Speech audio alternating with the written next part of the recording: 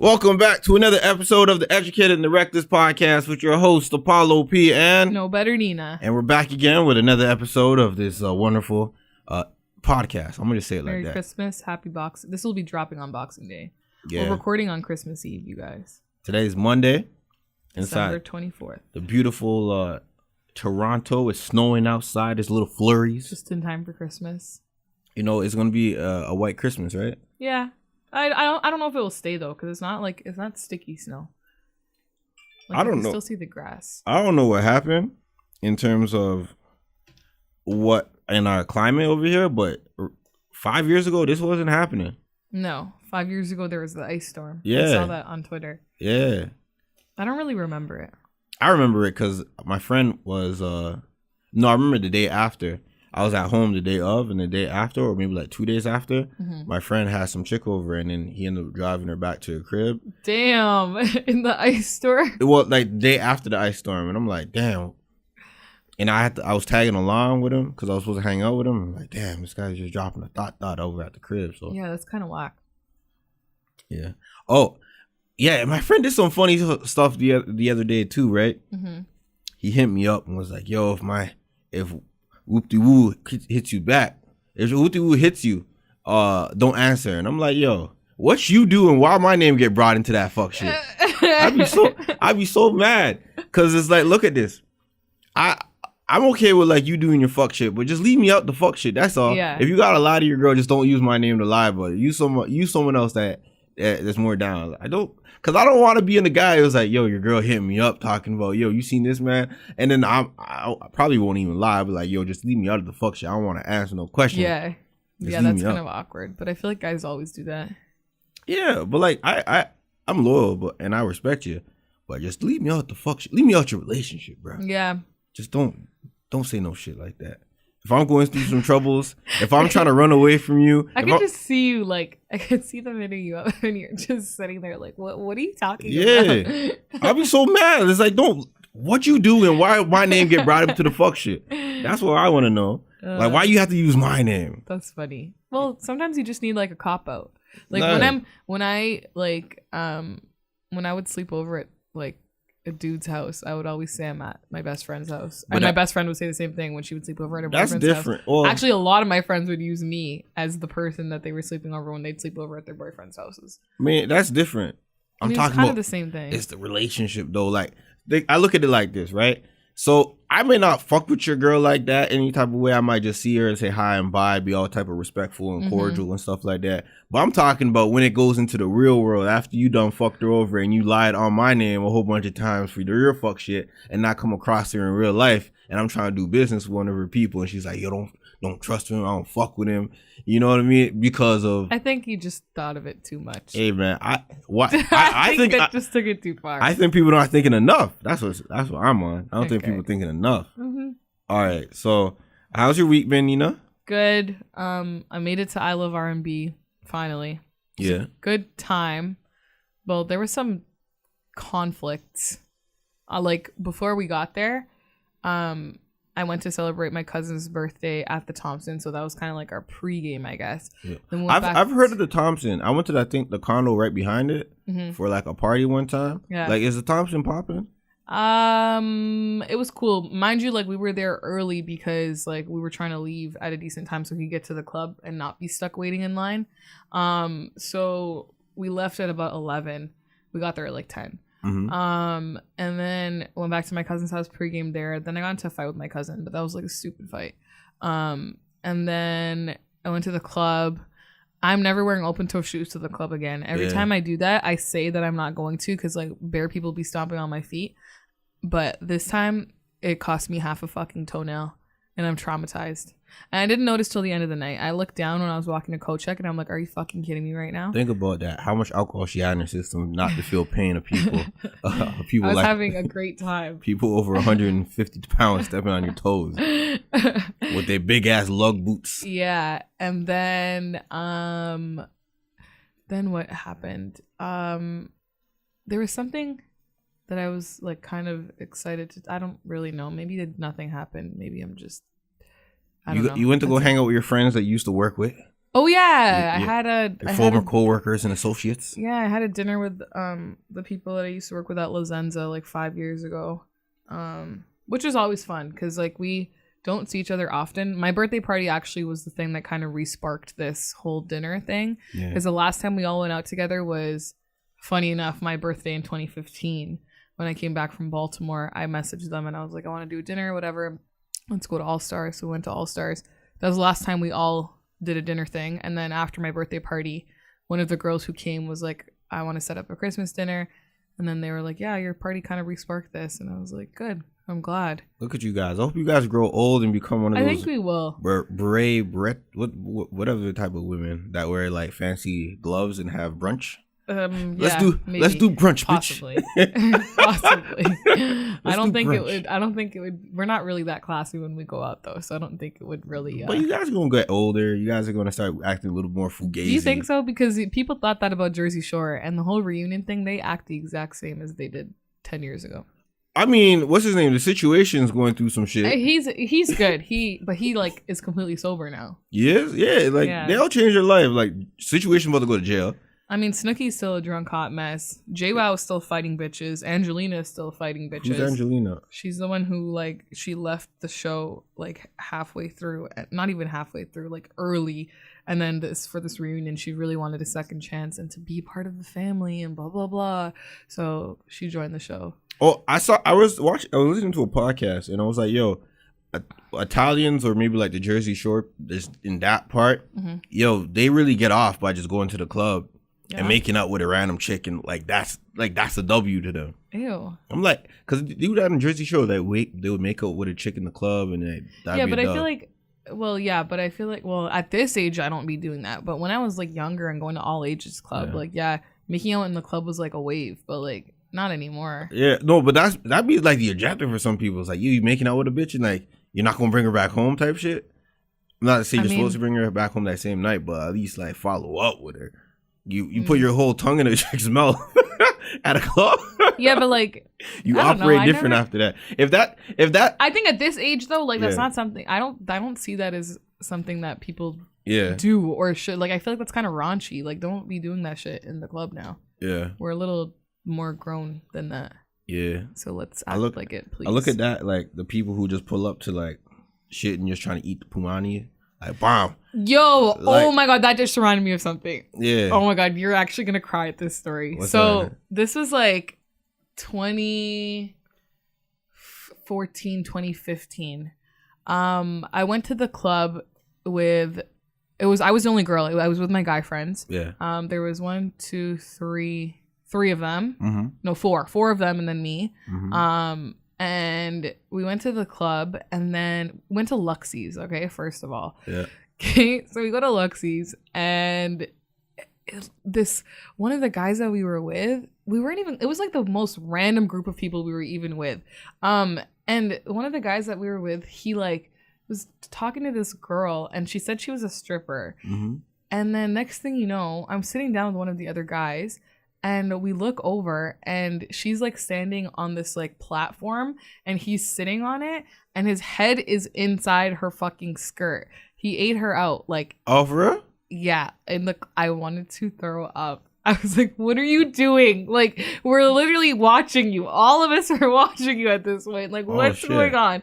It was literally the most fucked up night ever. And then we all left the club and we're just looking at him like, what were you thinking? Like, you don't even know where her cooch has been. Like, that's just God. People got weird objectives when they go to the club. Like, some people just want to make out, bro, that was just some people just want to eat the punans. Like, I was shook. I was like, what the fuck? That was the weirdest night out almost of my life, I want to say, because it was the most random group of people and I don't even know how that even ended up happening, to be honest. It was really weird. Yeah, I mean, even people get finger banged in the club, like on some regular shit. Like, people have weird objectives when they go to the club. Like, but it's just like, why? Like, just do it at home. Not even that. It's like, why is that the place to? Why is that the end all be all? I don't know, man. People are weird. Like, I don't know. I just go to the club to get drunk and stand on the couch. Yeah, that's it. The couches be dirty as shit, aren't they? Yeah, I mean, yeah. I didn't stand on any this weekend. You sat down though. I did sit down for 5 minutes. Yeah, I'm saying like everything at the club is dirty. I mean, yeah, I guess, yeah. Everything at the club is dirty. Even at the washrooms, that shit disrespected. The washrooms, they're bad, but they're not. I've seen worse bathrooms like at like on York's campus. They're not that bad. Well, York is huge. That's why they can't clean all of them at one time.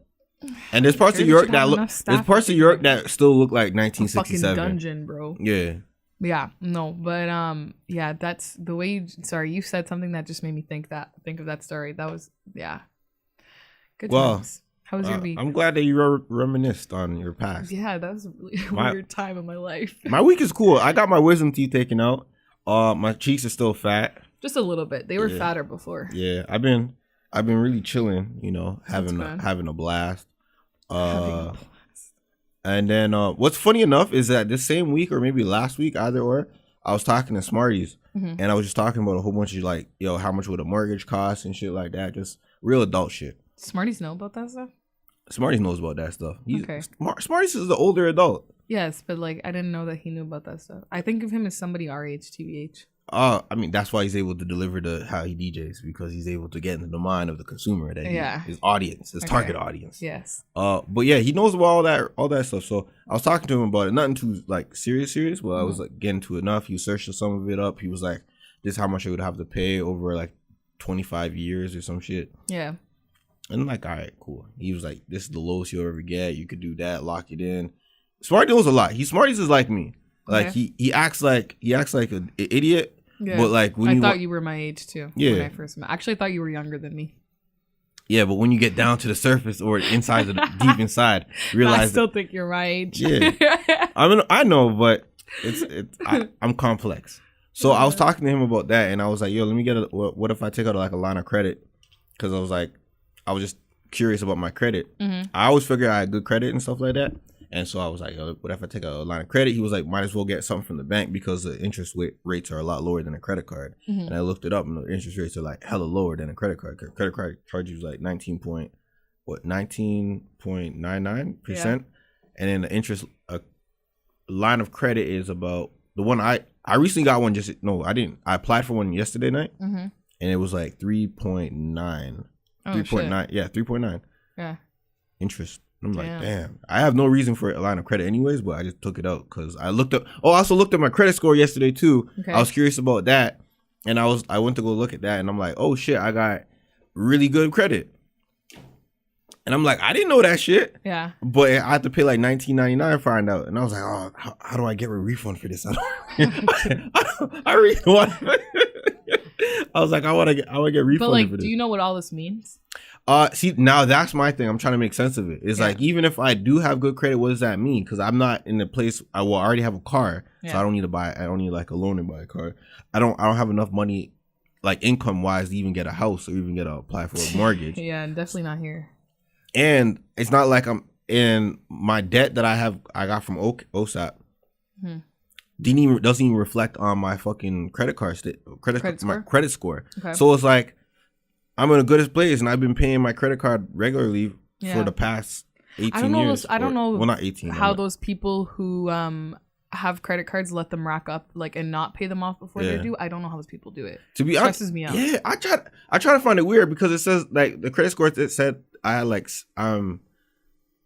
I'm doing better than 71% of all Canadians. Yeah. And I was like, how? Because you know why? A lot of people just leave their shit and let it go past the due date and let the interest rack up. And I don't know how people do that, man. I pay immediately when I make a payment on my credit card, I go to my bank account and transfer the money over and just pay it off right away. I can't let it sit there. And then what else is there? I was having a conversation. Funny enough, I was just talking to all these people that are in their 30s about just shit. And then I was like, I realized that, hey, maybe I'm already ahead of the game because I'm not even fucking up like that. Yeah. Because a lot of this, I was talking to this guy at work. He was talking about how he fucked up his credit early on in life, and then he had to do a lot of shit to get it back up. And he's telling me he had like credit cards from all over different places. Yeah. I'm like, God. A couple people at the station here told me they had the same scenario happen to them. Yeah. I've 8 different credit cards. Yeah. I see. The thing is, the only reason why I wasn't so crazy with the credit card is because growing up, like, I remember seeing Ashton Kutcher having something talking about credit card, like a whole bunch of credit card horror stories. Yeah. And I was like, damn, credit card's not a good thing. Yeah. And I was like, yo, this shit gonna get you fucked up. So I had like a credit card with like a $500 limit for like well over 7 Mine is years. still 500. Yeah, like I refuse to put it up. Yeah, so I recently put my stuff up this year. Yeah. Like since I was 18, it was 500, and I only put it up to like, yeah, I'm at like over $2,000 right now, and I only just put it up right now. I was like, all right, I'm having now that. you can, yeah, because now you can, if you get to that point, you can afford to pay it. Exactly. See, I didn't get a credit card until 3 years ago when I turned 20. I got one. Yeah. Because when I was going to Baltimore, my parents were like, "Hey, get a visa just in case too." And I didn't use it for basically the whole first year that I had it, and then slowly I started to use it. But every time I call them to ask questions, they're always like, "Oh, do you want to, like, you can up your limit to 1,000 because like you have good credit, whatever. Like there's this offer." Every single time I call them, and I'm like, I can't do it because I know with the way that like I get paid, if I was to hit it up to 1,000, I wouldn't be able to pay it off. Exactly. So I'm like, yeah, just keep it at 500. Yeah. I thought this year I saw my shit go up to 1,000. I'm like, damn, I've never seen this shit before. Yeah. So I'm like, all right. No. But in end of the news, that's what. So I've been so passionate about like personal finance and just credit and all that type of stuff that one day I want to have like a real serious conversation about just credit and what that could really do. See, I would like to do that. My dad is really good with that stuff, and when it comes to like shares and shit like that, because he bought us all shares from when we were kids. So like I have a few stock shares now that he's already bought for us since we were kids, but like. Thing with my dad is like he can't teach me anything because like even from when I was a kid and like I used to need help with math homework or something like that, like my dad's a very, very smart guy, and when I would need help with like math and stuff like that, would always end up in a fight because I'd be like, I don't get it, and he's like, what do you mean you don't get it? I'm like, I don't understand, and he's like, oh my god, you're so stupid. I'm like, it just turned into an argument. Like, so I'm like, I know, because he's always like, I don't know why you guys don't want to learn about this stuff, blah, blah, blah. I'm like, I do want to learn about it, it's just I know I can't learn about it from you because it's gonna turn into an argument. Like, but yeah, like I have the resource literally in my house 24/7. It's just I know I can't learn from him. Exactly. It's the same thing with my mom. Like if I brought up some other stuff, she'd be like, why are you doing all of that? Don't use your credit card. Like, and I'm that, like, exactly. Bro, like I'm just like, let me just not even talk to you about nothing. Exactly. So you already making this difficult. Yeah. I want you knowing what's going in my pockets, and then you start asking exactly. weird That's questions. the other thing. Yeah. You know, so I'm like, all right, whatever. So let me just talk to other people. Yeah. And so that's the reason I got this personal line of credit, because it was like, all right, if I got good credit, let me just ask for a loan and ask for like an insane amount of money. I want to see if I can get it. Jesus Christ. Was this just like a test, or like you actually need that money? I have no need for it. I honestly have no need for it. You're just testing it out. Yeah, I want to see if I can get it. Okay. So I mean, I probably will. Keep us posted. Yeah, I will. No, actually, no. Fuck that. I don't want you knowing how. We don't want to know how much you got. No, I don't know if you got it or not. Nah, yeah, I'll let you know. What you're using it for. I have no reason for it. I put it for like one of the things I said, future needs. Okay. Whatever comes up in the future, but I really don't need it. Nah, you know, if you want to get a house, you want to get a mortgage. But like see, I don't even know how that shit works. And see, I'm still trying to come in my own about everything else. I just want to get to the point where I get like I want to get my credit score in like the 800s. Yeah. Well, I'm not that far off, to be honest with you. But I want to get like mid 800s, almost 900s. Yeah. And then I just want to be just there. But the thing is, I say that to say this. Even after I got all that, even though my shit's good, right? Yeah. I still don't know what that means. That's what I'm saying. Yo, this conversation low-key just stressed me out because now you got me out here thinking like mortgages and houses and credit scores, and I don't know shit about any of that stuff. Exactly. I mean, granted, I'm only 23, but like I want to get to that point soon, very soon. Yeah. Like, I'm glad I grew up the way I grew up. Yeah. In terms of I don't really have that much debt. Or any type of shit, because I know some people. I have some friends that said I can't even use a credit card because their parents fucked it up for them. Yeah, which is kind of fucked up in itself. It is very fucked up. Yeah, when you think of it that way. Yeah, I know. Definitely grateful for the way that I grew up, but I just don't know anything. Yeah, I don't really know much too. I'm looking at it, it's like, all right, cool. I got good credit. I got a credit card. I pay off my shit, but this shit I don't live by myself. Yeah. And you don't know how this is supposed to benefit you. Exactly. Yeah, I get it. And that's why I look at marriage. It's like, shut up. It's all right. I'm here. What else? On to a later conversation since we're wrapping up the year. What would you say like your highs and lows of the year were? Like, what's your best point and what was your, I guess, learning point? Like, what was one of the biggest things you learned this year? Now that's a hard question because I didn't give that too much thought. No. I was like, I was probably going to talk about like the little stuff, like the stuff I've been through. I guess. Okay. In terms of this year, it's been like more so of a learning year because I've read a lot. I read a lot of books this year, just to acquire knowledge, and now I'm able to like have reference to certain things and have I guess, control over your life. Not even control. It's not even control. It's the fact that I read books and it allows me to know certain things where I'm able to make choices based on my new understanding of life, right? Rather than what I've been doing for the past how many years. Is now this year is like I'm learning. I adapted to certain things. Oh, you know what? I want to say that too, and I want to say that I've able to adapt to a lot of situations that arise in this year, and came out, if not on top, at least on even with everything. So I haven't said it was a low. I wouldn't say this is a bad year for me. I wouldn't say this is a great year, but I would say that it's a growth year. And I would hope next year would be more so of taking everything I've learned this year and applying it to things that are coming up next year, and make sure I'm in a good position next year and the rest of my life after that. That's good. What about you? What's your highs? I feel like for me, it's like one of those things, you know, people always say like, oh, it's such a shit year, blah, blah, blah. Like, I never really feel like that. I feel like with every year, like shit just gets better for me, to be honest. Like, this year for sure, my highs was definitely, I'm very proud of myself in terms of what I've accomplished for, I guess, in steps towards my career goals. Like starting the YouTube channel, starting this podcast with you, and getting that swing on Vibe, whatever, like that stuff. Definitely, I'm just happy that I did it and like took those steps towards those goals, because obviously that's the field that I want to be in. So proud of myself for that. And that would definitely be like my highlight in terms of my accomplishments for the year, and just what I feel like really I was really happy with. And biggest thing I learned was not to trust everybody. Not to trust so easily. Keep your circle small as a period. Yeah, definitely learned that the hard way this year. Betrayal was one of the biggest things that I faced this year when it came down to both family and friends.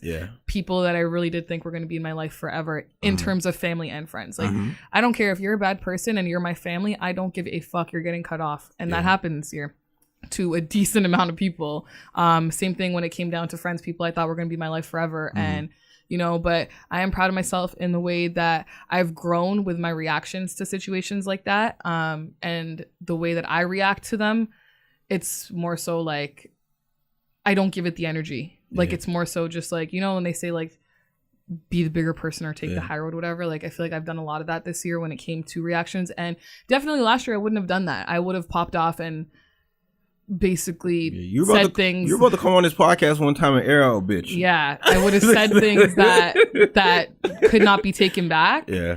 And I've learned it's better to just not even give it your time and energy, because it's not worth it. So that's what I did. Proud of myself in terms of that. And my mother even pointed that out too, actually. You're growing, Nina. Yeah, she said that. She's like, she's like, no, like, it's better for you to just deal with it this way and like whatever. And I was like, growth. That's a big thing this year. Yeah, she don't even want to go to club this year for the New Year pop-off. Yeah, I'm not even going to the club for New Year's. Look at that. I'm chilling with You're growing. with my family that I do appreciate, and I do, I guess, have my back for my life. So I will be with them and bringing in the new year. And that's pretty much. Look at you. You're going into your mid-20s washed. Yeah. Nah, not washed. The other thing is, though, like, I've been out since 2015 for New Year's. It's really just an overpriced night out. It's like any other weekend at the club.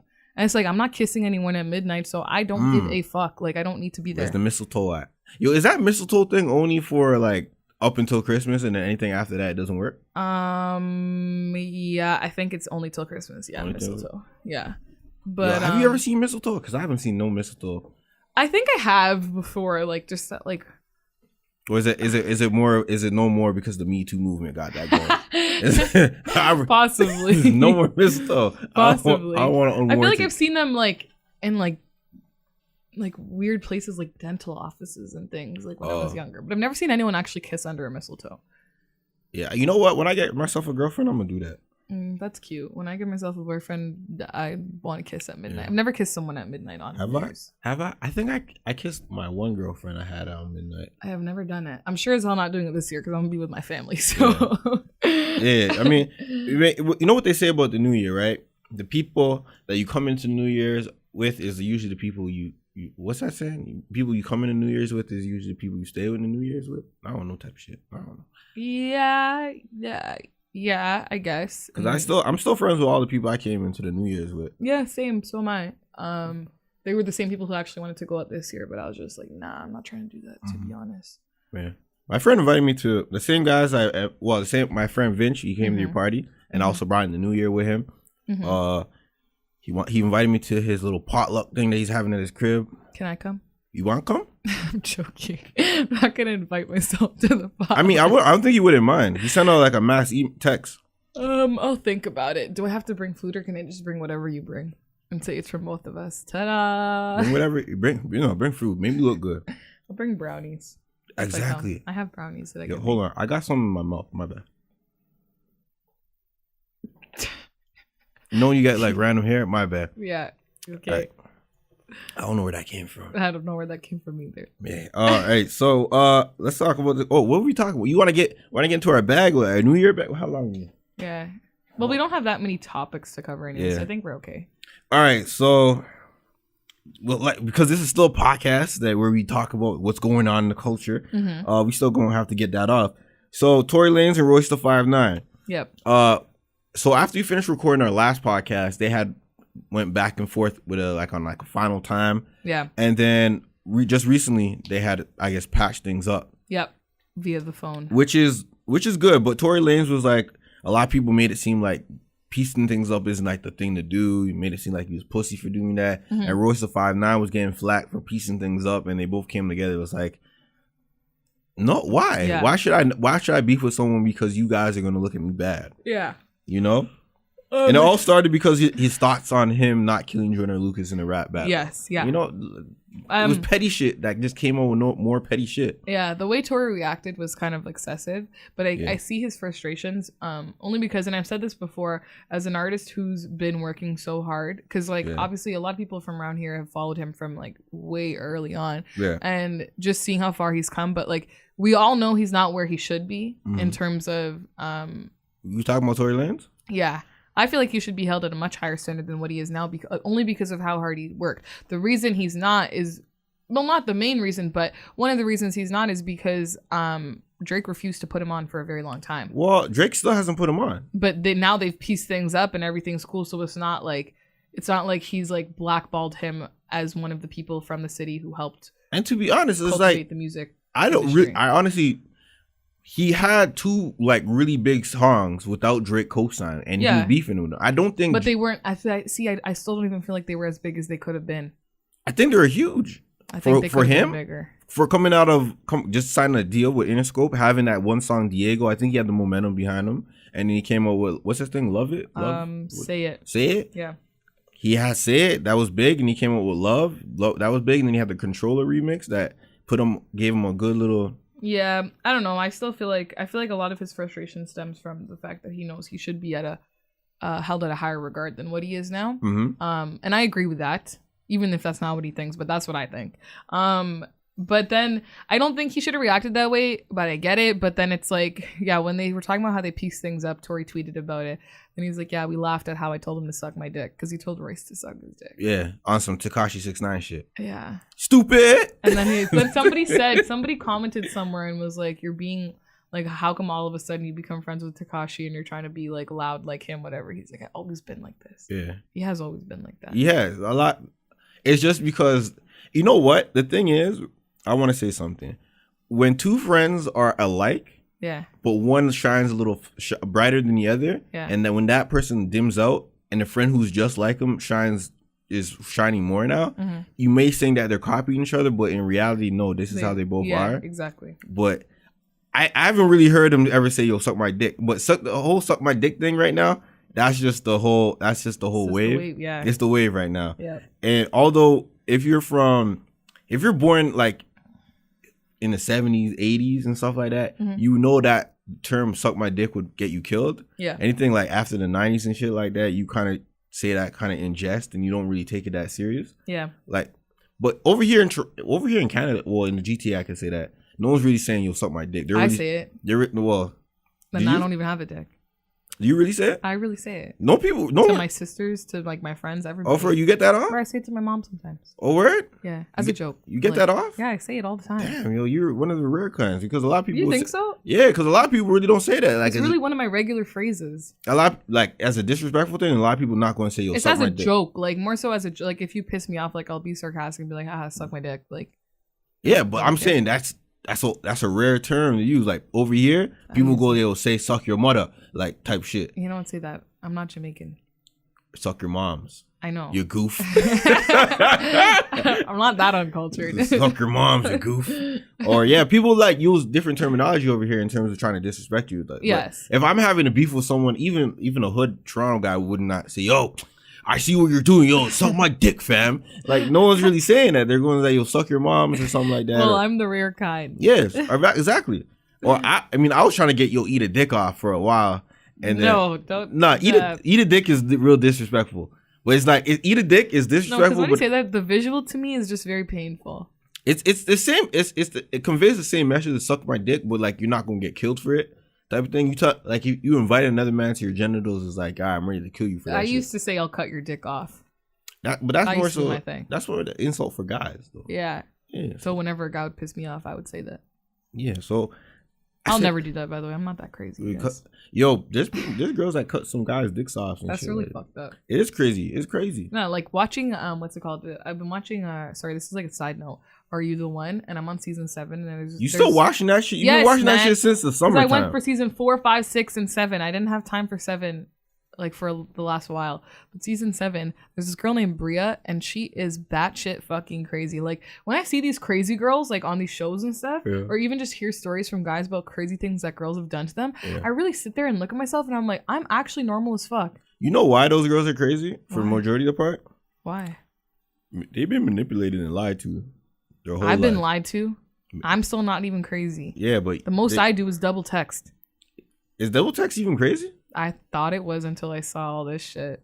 And I was like, damn. Hold on, what do you mean? What's a double text? Guys have it easy with me. What's a double text? Okay, well maybe it's more than double. What's a double text? It's like, I want to know. Just like when you text them, they don't answer, and then you text them again a couple hours later or a day later. Oh, and some like follow up? Not like like you'll text them and then they don't answer, and then you text them again and you're like, hello, or like you'll just start a new conversation. I don't start a new conversation. Oh, that's considered a double text. Yeah. Oh, that's like that's the worst that I get. But sometimes, but in reality, sometimes people may not even catch the text in terms of maybe they caught it, but like they're reading it, and then it's like, oh, they see it, and then some shit happens around them, and it gets buried in all their activities, and then they see a whole bunch of new texts from other people, and they kind of just forget about you altogether. Maybe. And you hit them back, and you're like, oh shit, yeah, should I hit you back? And then it's like, I mean, it depends how you think into it. Yeah. Oh, but let's get back to this Tory Lanez arrest in 5'9". So I'm glad that they pieced things up. A lot of people were kind of disappointed that they pieced things up. I look at it as like, not everything should be a war, and not everything you should look for in terms of retaliation and all that type of shit. We live in a world where there's too much violence going on, and a lot of people say, yo, we should piece things up, we should come together, be camaraderies and stuff like that. And when you see situations like this happen and people want to get upset with some shit like that, don't be upset. Yeah. Are you asking for peace or are you asking for destruction? What's it called? Like the world feeds off of like bad things. Like think about when you watch the news and stuff, 90% of it's all bad stuff that happens. Exactly. And even so, like I think this year for music or for like hip hop itself, like one of the biggest things that happened this year was everybody like becoming friends with each other again. Well, mostly Drake, because he was the one who had a lot of the issues. But Drake and Chris Brown, Drake and Tory Lanez, Drake and actually that was last year. But Drake and Meek Mill, like, and now, well, Tory Lanez and Royce was like less than 24 hours. But like, you know what I mean? I feel like that was a big trend this year. People, a lot of older hip hop heads been saying, yo, there's too much peace and friendships in hip hop right now. We should be competitive and you know. But like, why you want to be on that shit, fuck nigga? Like. Why you want to be on that shit? Why you want people to just be beefing all the time? Like, don't get me wrong. Yes. I got time for the fuck shit. I always have time for the fuck shit. I want to be entertained by the fuck shit. But in reality, when people are coming together and not beefing, I'm not mad at that. It's like, all right, cool. That's fun. Yeah, I think it's better when, like, obviously it's fun when there is the drama here and there, but it's better when everyone's getting along. All right, that's good. All right, so people like hating ass bitches dug up Travis Scott's old interview with Hot 97 from back in 2000. This is 4 years ago, people. Yeah, 2014. 4 years ago. Almost 5, technically. Almost 5. Like, Travis Scott is not the most eloquent speaker. If you guys ever seen a Travis Scott interview, the guy does a lot of fidgety shit. He'd be like, you know, like Travis Scott is not really that type of guy you really want to see on camera having a conversation with shit. Yeah. So that's why he doesn't do that much interviews. And when he does do interviews, it's mostly like transcribed. Because dude is awkward on camera. Even clearly inside this conversation, he really didn't know how to get his words across. Yeah. By saying, he said that, so he was talking about the Mike Brown case. Yeah. And he said that he doesn't think Mike Brown was evil. Nor does he think he was perfect. Yeah. He doesn't think he deserved to die, but he does think that he deserved to pay for the consequences he inflicted. But you know what? Hold on, before you get that off, and before anyone says anything, I want to say a lot of you motherfuckers listening, a lot of the motherfuckers that live your life want to go by karma's real type shit. I'm gonna wait till karma come. If you believe in karma, then what Travis Scott is saying should not sound new. Yes, to you. But the thing is, my problem with it, and I talk about this on my YouTube video that I'm dropping, or that has dropped by the time this dropped. My problem is with the whole thing is he was saying like, I don't know Mike Brown. I don't know if he was perfect or evil or whatever, blah, blah, blah. Like he's saying all that. But then he goes on to say he deserved to pay for the consequences he inflicted. Yeah. If he had inflicted anything. Yes. However, which he probably did. Him saying like, he doesn't know him, but then going on to say that based off of the whole Mike Brown case itself, which was him stealing Swisher cigars from a corner store, cop gets a local call, Mike Brown is unarmed, shoots him 6 times, and he dies. Yeah. Him saying that based off of that case alone, to me, is insinuating that he did deserve to get fatally shot in Travis Scott's opinion, because he's saying that technically his consequence for stealing those Swisher cigars was the cop chasing him and shooting him. Because you can't say, oh, I don't know anything about this guy, and but he did deserve to pay for whatever consequences, but then make a statement like that and say it based solely off of the Mike Brown case itself. You're implying that his consequence was being fatally shot by the cop, in my opinion, the way I see it. I mean, I see what you're saying. I see what you're saying. If you're one of the people who are mystified and believe in karma and stuff like that, then all right, it makes sense, right? Yeah, you steal something, you get a consequences. Even back in the day, remember the whole Bible scripture thing? It's like you steal something, we'll chop off your arm type shit. Sure, I don't read the Bible. Well, to be honest, I don't even know if that was in the Bible. But I remember back in the day, not back in the day, but I remember historically, when someone would steal something, they would have their hand chopped off as a terms of, you steal, we take away your arm because you can't steal no more. Fucked up. Yeah. Fucked up. Where am I trying to go with this is, I remember hearing this saying, is like, I deserve everything I get in life, good or bad. Okay. So if that's me receiving $100, I deserve that. If that's me getting a calico pointed at the back of my head, execution style, I deserve that. It depends how you want to live your life. Yeah. It depends how you look at life. But I look at this as like, I think people are being outraged because of Travis Scott's doing the Super Bowl thing, and Yeah, that's probably why it got dug up 100%. I didn't even think about that. Yeah, that's what I'm piecing together. Is like because he's about to do the Super Bowl thing. There's a lot more eyes on him. The NFL, I guess, they want to stop him in any way, shape, or form. Yeah. I honestly don't think this shit is even that serious in terms of. I mean, I kind of think it. I don't know. I just don't like what he said. It's unsettling. It's unsettling. It's the way. It's the same how I did the podcast and how Daystar was like, I don't like the word selfish. It's how you perceive things, right? Yeah. You gotta peel things back and look at it through like just say a rational lens. It's like you may not like how you piece the words together, but can you make sense of it? And if you can make sense of it, then you may say, all right. He didn't deliver that right, but I get what he's saying. And I can't really look at him like, yo, he's a bad type of person. You know how many motherfuckers are saying Takashi's a bad person? You know how many motherfuckers say like, I'm one of them. What do you mean? Who died? X died. And we're like, yo, that girl with one arm was like, yo, I'm glad that piece of shit died. Or I don't want to say, I don't know what she said, but she said some foul words and she was appreciative that he died. See, you know what I mean? And so it's like damned if you do, damned if you don't, right? Yeah. I just disagree with Travis Scott's statement altogether because the way that I'm seeing it is just completely different. Yeah. And I don't think I don't know. I think the Kardashian curse crept up on him. I said, let that boy live, man. Let that boy live. Travis Scott made some good music this year. He's about to marry his alleged wife. I feel like they're already married, to be honest. Me too. You know why? Why? I talked about this in my YouTube video. Because when Kanye was saying, oh, how you let my brother-in-law diss me, whatever, blah, blah, blah. Keeps saying his brother-in-law. So I feel like he might have just spilled extra tea on the side there. Yeah. Like, and they did get married. Funny enough, I was reading this article saying that, I think it was like a interview with Page 6 or something. I don't know. Mm-hmm. Travis Scott was like, he's looking for a way to propose to, like, he's going to get married to Kylie, but he's just looking for a fire way to propose to her. Yeah. And I'm like, yo, these guys are already married. They're just doing shit for public. Like the whole Cardi B Offset shit. They're already been married, but he just proposed for the whole world. I'm like, yeah, you've been married, son. Like, that's her whole wife. Well, no, didn't they get married just after that proposal? Like immediately after? Did they really get married in September? And then they just did a courthouse like thing and signed the papers. Did they? Yeah, they weren't married before it. I swear they were married before it. I don't think so. I swear they were married before the proposal, and then he got out on stage and did the whole shit in front of everybody else. I don't think so. I think you're incorrect. Am I incorrect? I believe so. So you think they got proposed and then got married? Proposed, and then because then she came out and said she's like, yeah, we've actually been married.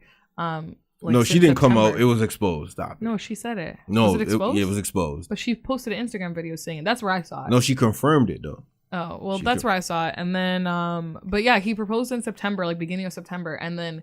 I'm assuming they just signed the papers immediately after. Yeah. But, yeah. And then, hold on. Around that same time when he proposed, she was pregnant too. Allegedly, that's when the news came out that she was pregnant. Mm-hmm. So I feel like they're fucking married way before that shit. You really think so? I mean, people can get pregnant without being married. Huh? People can get pregnant without being married. I obviously, but what I'm saying is that a whole bunch of shit between them were kept kept in wraps, and then unsealed slowly, like the fact that they were caught in Puerto Rico together on jet skis, where I told you weeks ago that I don't even believe they're even broken up. But she want to play it up. I know they're gonna get back together, and I was like, I don't want them to, but look at you hating. No, I don't want them to because, like I said in the last episode, when it came down to what the game was saying and shit, like, I feel like her going back, it's just not a good look in terms of. It's a good look to have a family unit, cool, but it's not a good look in terms of standing up for yourself and the respect that you deserve. Man, like I say this, I'm gonna always say this: cheating is never a determining factor as to why the relationship should break up. I can't handle you. I mean, yeah, I'm just saying. But I look at it as like I was like, I don't feel like they were ever broken up. No, I really do think they were. Nah, you know why you know what made you think everything is made up? No. You think everything is made up? Literally everything. No, I don't think everything's made up, but I just feel like a lot of things when it comes to rappers, they're like really good liars. And so they're professional liars. Rappers are professional liars. You got to remember that. Two rappers, big couples right there. It makes no sense. She was saying, yo, I'm about to fuck you on Thanksgiving. And then you break up right after on the. So anything can happen. Nah, man. She's saying we've been having problems for a while. What's a while? 2 weeks? Is that a while? Maybe. A while. Or maybe just there was the last straw that broke the camel's back, which was those texts that got revealed. Boom. He was in. You never know what happens behind closed doors. That's probably 2017. Okay, he didn't cheat that time because I said it. Cuban Doll had a show. If she didn't have a show, he would have done it, and he cheated before that anyway. So it doesn't even matter whether or not he did or he didn't. He 2017. Did it before. Well. It's yet to be determined. He has a problem. Like, is there a word for people who have addictions for cheating? Well, no, there's not a word. Cheat addicts. See, sounds really terrible. I don't give a fuck. The act in itself is terrible. I mean, yeah. All right, I guess it's called adultery. Adultery. Oh yeah, you're right. There is a word for. I like cheat addicts better. I'm patenting that Cheat addicts. whatever the word Make is. a YouTube account and catch all the cheaters. Oh my god, that would be a good idea. Or cheat inventions. That would actually be a good idea. I can't stop cheating. I'm a top 5 investigator. I could do it. Yeah. So she said she claims that she just wanted dick from Offset, which I kind of find surprising. It's like, you're not gonna get that off to me and make me believe that you guys. Yeah, that's the problem. You can't just go back to somebody that you cared about solely for dick. You're gonna feel like you want them back too altogether. Yeah, you're not going. That's the problem. Yeah. So I don't think I think they're always together. Also, Nicki Minaj. If you talk about Cardi, you got to talk about Nicki. Of course. Nicki's boo. Oh my god! You can't even call him a man, bro. I can't call him a man. Nicki's new boo got her name tatted on him. Got Onika.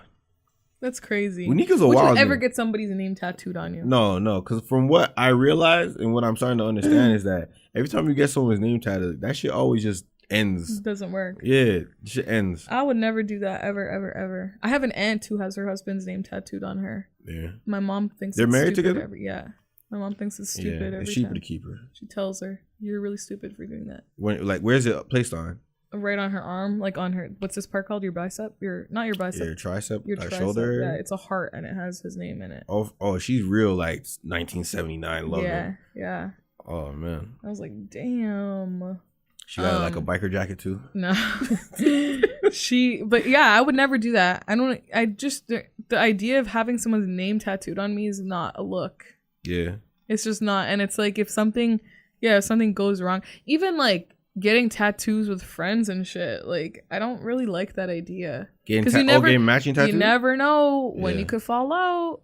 Like I learned that one. Yeah.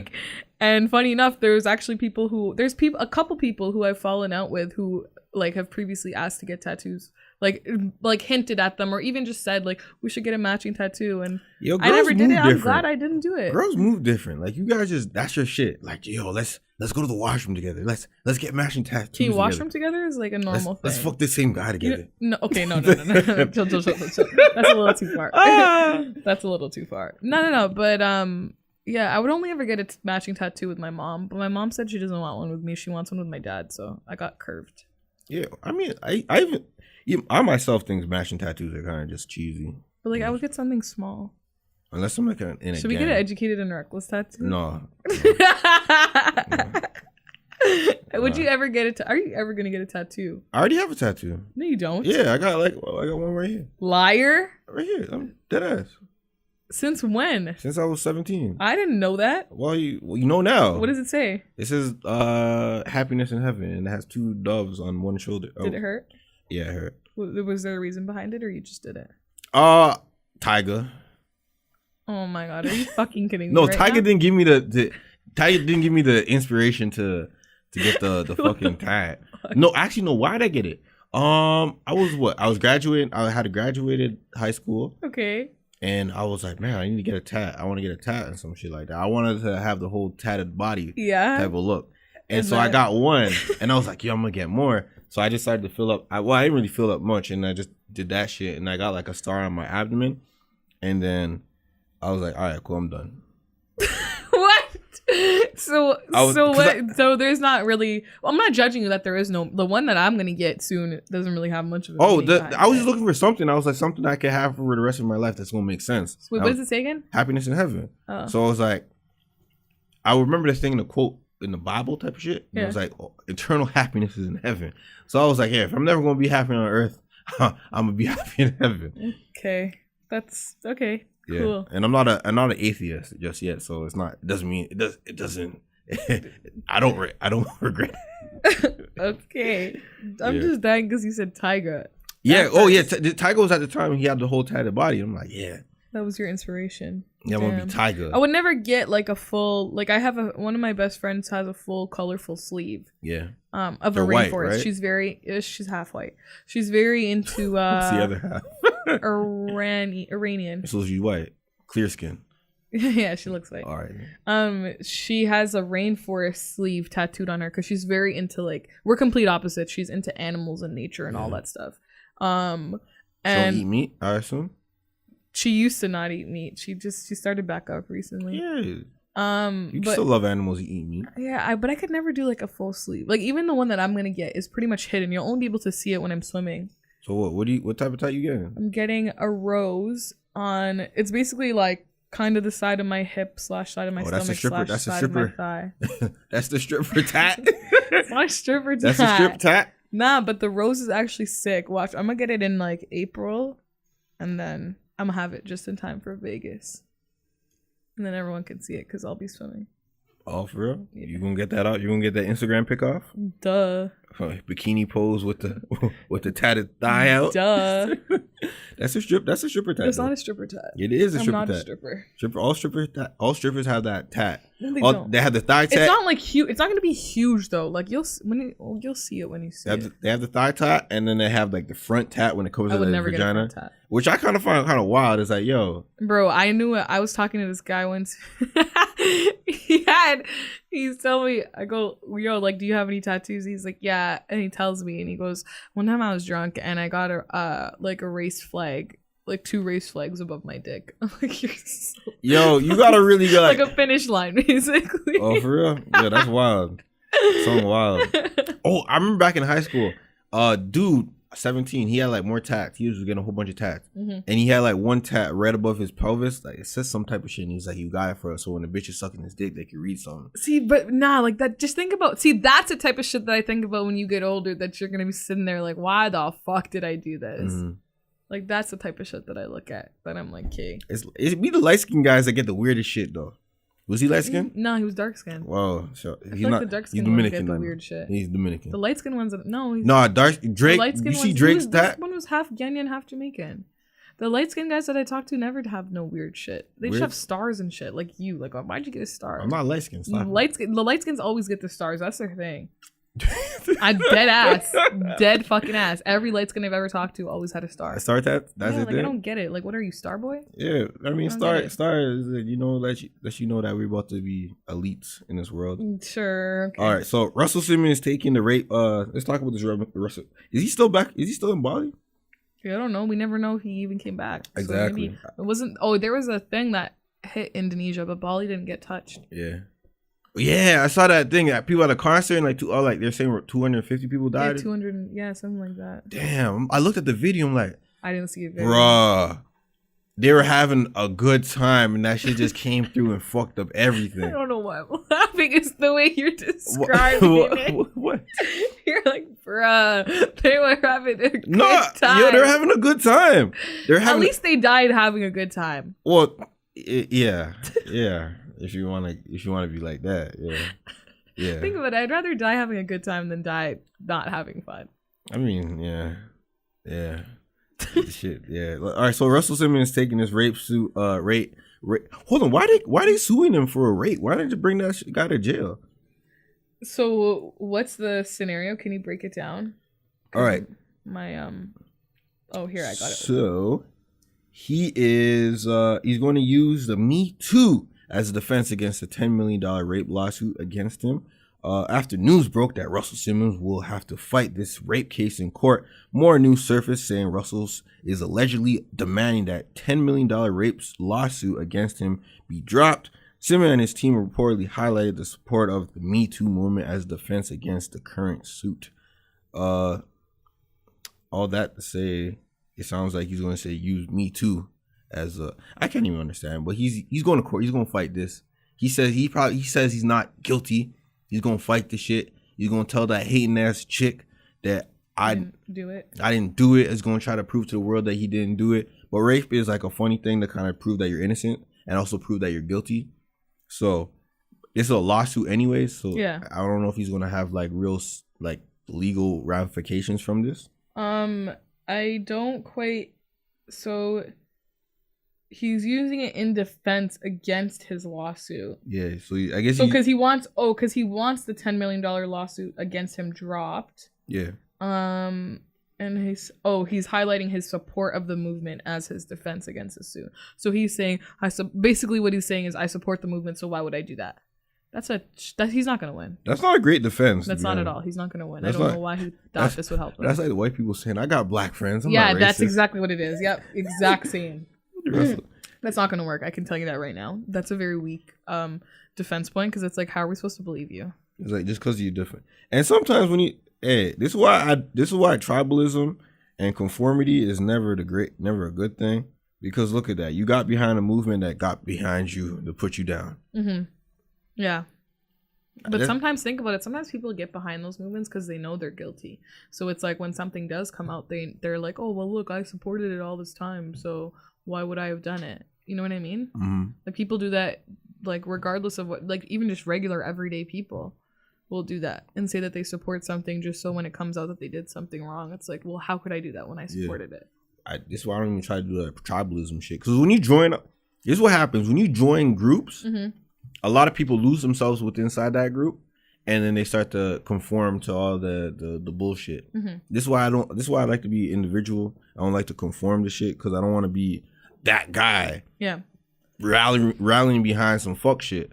Like the people who get behind the whole strong arm feminism wave, and then we see you doing all this toxic femininity shit, and you're saying words that you probably don't even know how to put together because you just heard them on Twitter. Yeah, and thought that they were... Like, I've never used gaslighting again ever since I brought it up on the show.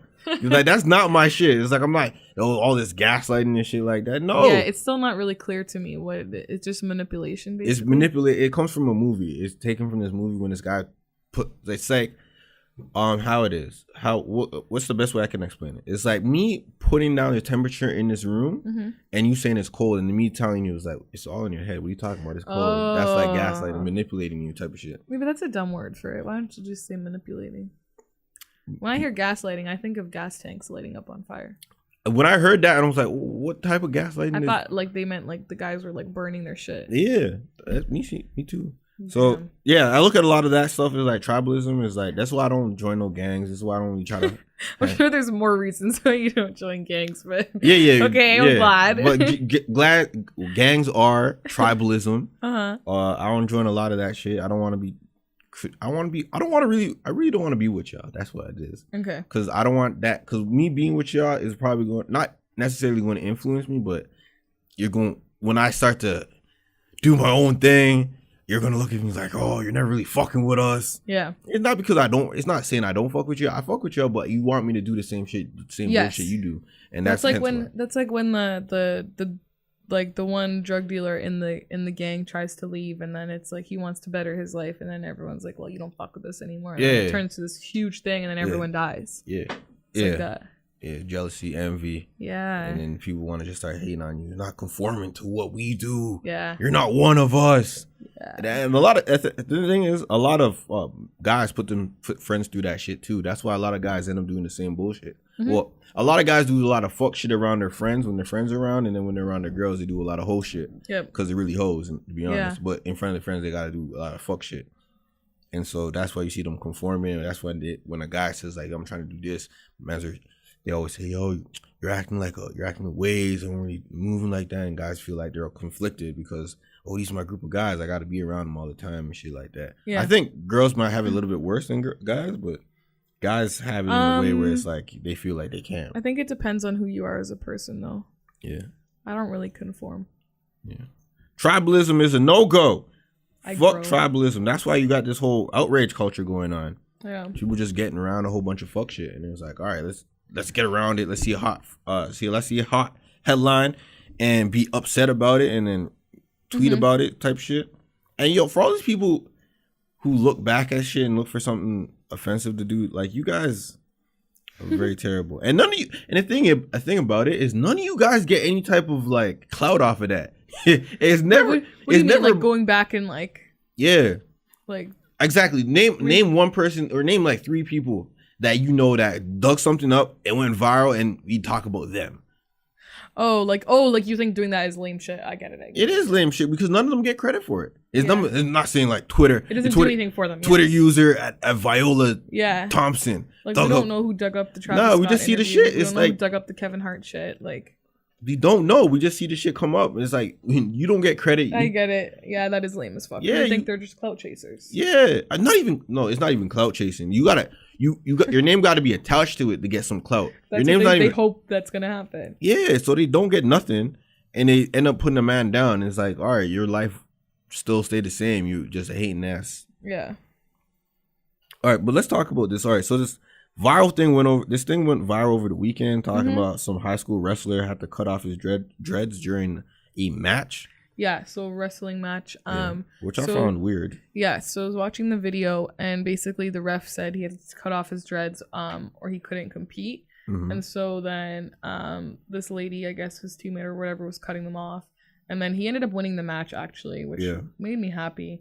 But that ref is now he's suspended from the league, whatever. He's under review for doing that. Yeah, apparently this is not new to him. He does a lot of racial bias things. That's what I heard. But I also heard certain people defending it. Some of them were even black, saying, well, in wrestling, like, you're not allowed to, it's a different type of grooming for that sport. You're not allowed to have long hair and blah, blah, blah. But this is a different case, I feel like. Because I feel like with dreads, it's more so, it's not just that it's long hair, like, that's your hairstyle. You know what I mean? Like, it's not, like, it's almost similar to how, like, in schools, like, they'll say to, like, girls and stuff, like, you can't, like, black girls, you can't wear your natural hair or something like that. It's blocking the chalkboard, like, stupid shit like that. You know what I mean? Which I find weird, too. Yes, exactly, because it's, like, that's just how your hair is. You know what I mean? And so in this case, too, I kind of feel like it's the same thing, and it's just, like, obviously, it's in America. It was done with racial bias, 110%. But it's upsetting that the kid had to go through that. I'm happy he won, but it's just like, why? I don't know. It makes me angry. It's just like, why? I looked at this and I'm like, I don't think Homeboy was really. I don't know. See, the thing is, I don't know the mind of what Homeboy was going through, because he kind of was like, all right, then whatever. I want to wrestle more than I want to have the hair. Yeah. So I looked at it as like, I don't think he's really mad. I don't know if he's mad about it. Yeah. I looked at the video. He was like, all right, let's do it. Cut it, and then he won the match. And I'm like, but the thing is, the third party got more offended than, I guess, what Homeboy did. And if in reality, if what the ref did by saying, yo, you got to cut your hair, was more so of a racial bias, and you could actually get away with, like, having dreads and stuff like that with inside the sport, then I think that's an issue too that needs to be addressed too. But I don't think Homeboy, to me, in the video, didn't look too pressed about it. Because he could have forfeited the game. Was like, nah, I'm not doing that. He could have, but I think see, this is the thing, though. It all comes down to interpretation of what we think, because nobody knows him, right? But how I see it is, like, he agreed to cut off the dreads, and he was like, I'm gonna win this fucking match so I can prove a point. Like, you know, that even though you have all these stereotypes built up of me in your head, I'm not just a stereotype. I'm actually a person, and that's what I feel like. Was maybe his mindset in the moment, but then again, we can't really say because we don't know him. Exactly. It's just, in my opinion, the whole situation in itself is really frustrating. I hope they get down to the point of this, and I hope they have a follow-up story on this, because I hope he speaks out on it. I wonder. The thing is, some situations could be more offensive to other people rather than the person that's really affected. Yeah, that's why I feel like on it is sometimes maybe this situation could have been like, yo, it's whatever. He probably looked at it as like, I'm speculating now. Yeah. He probably looked at it as like, all right, you're going to cut my hair, whatever. I could grow back. It grows back, whatever. I really want to be dedicated to the sport. So whenever time I want to grow back my hair, I'll cut it. I'll grow back. Yeah. You know, and then he could grow it back if he wants to. Maybe. All right. So you see this weird, a lot of shit just keeps on resurfacing. Yeah, I didn't see this one. I'm trying to read it right now on my phone. I saw it on Twitter, I think yesterday or like 2 days ago. I would assume yesterday. And I thought this was like a new video, but it comes to find out it came out like 2011, and it's like Louis C.K. and some other guy named Garvis or Ricky Gervais. Stupid. What? What'd I say? Garvis? Ricky Gervais. Gervais? Yeah, Gervais. The S is silent. All right, Ricky Gervais. They're using the N-word in front of Jerry Seinfeld and Chris Rock. And Chris Rock was kind of just there with a smile on his face. Like, I'm happy to be here, guys. And Jerry Seinfeld said something that was kind of profound to me when I first heard it. He was like, I don't see the funny in it, nor do I seek it. In the N-word and using the N-word. And Chris Rock was like smiling. And these guys were kind of just used like, one guy, I think Ricky Gervais, or was like, oh, I use the N-word in private, and they're throwing the N-word out with the ER and shit like that. Like, see, but it's like it's crazy. See, but that's the thing. If you're admitting to using it in private, you obviously know that something is wrong with it, that you won't say it in public. Yeah. So why even bother? You know what I mean? You just copped yourself out. Yeah, you're right. The whole conversation just seemed weird to me. I'm like, to be honest, I'm missing the context. Yeah. Because all I see is a clip. I don't know what the context around it is, but they're obviously having a conversation about the N-word. I don't know how I got there. I don't know how to end the conversation after. I don't even know if Chris Rock got something off his chest during the time he was with them. But that clip really looks bad. Yeah. The clip really looks bad. Well, it sounds like, I didn't watch it, but it sounds like it is, obviously. Just, the fact that he said that he admits to using it in private, but he won't say it in public, that just goes to show you his true characteristics.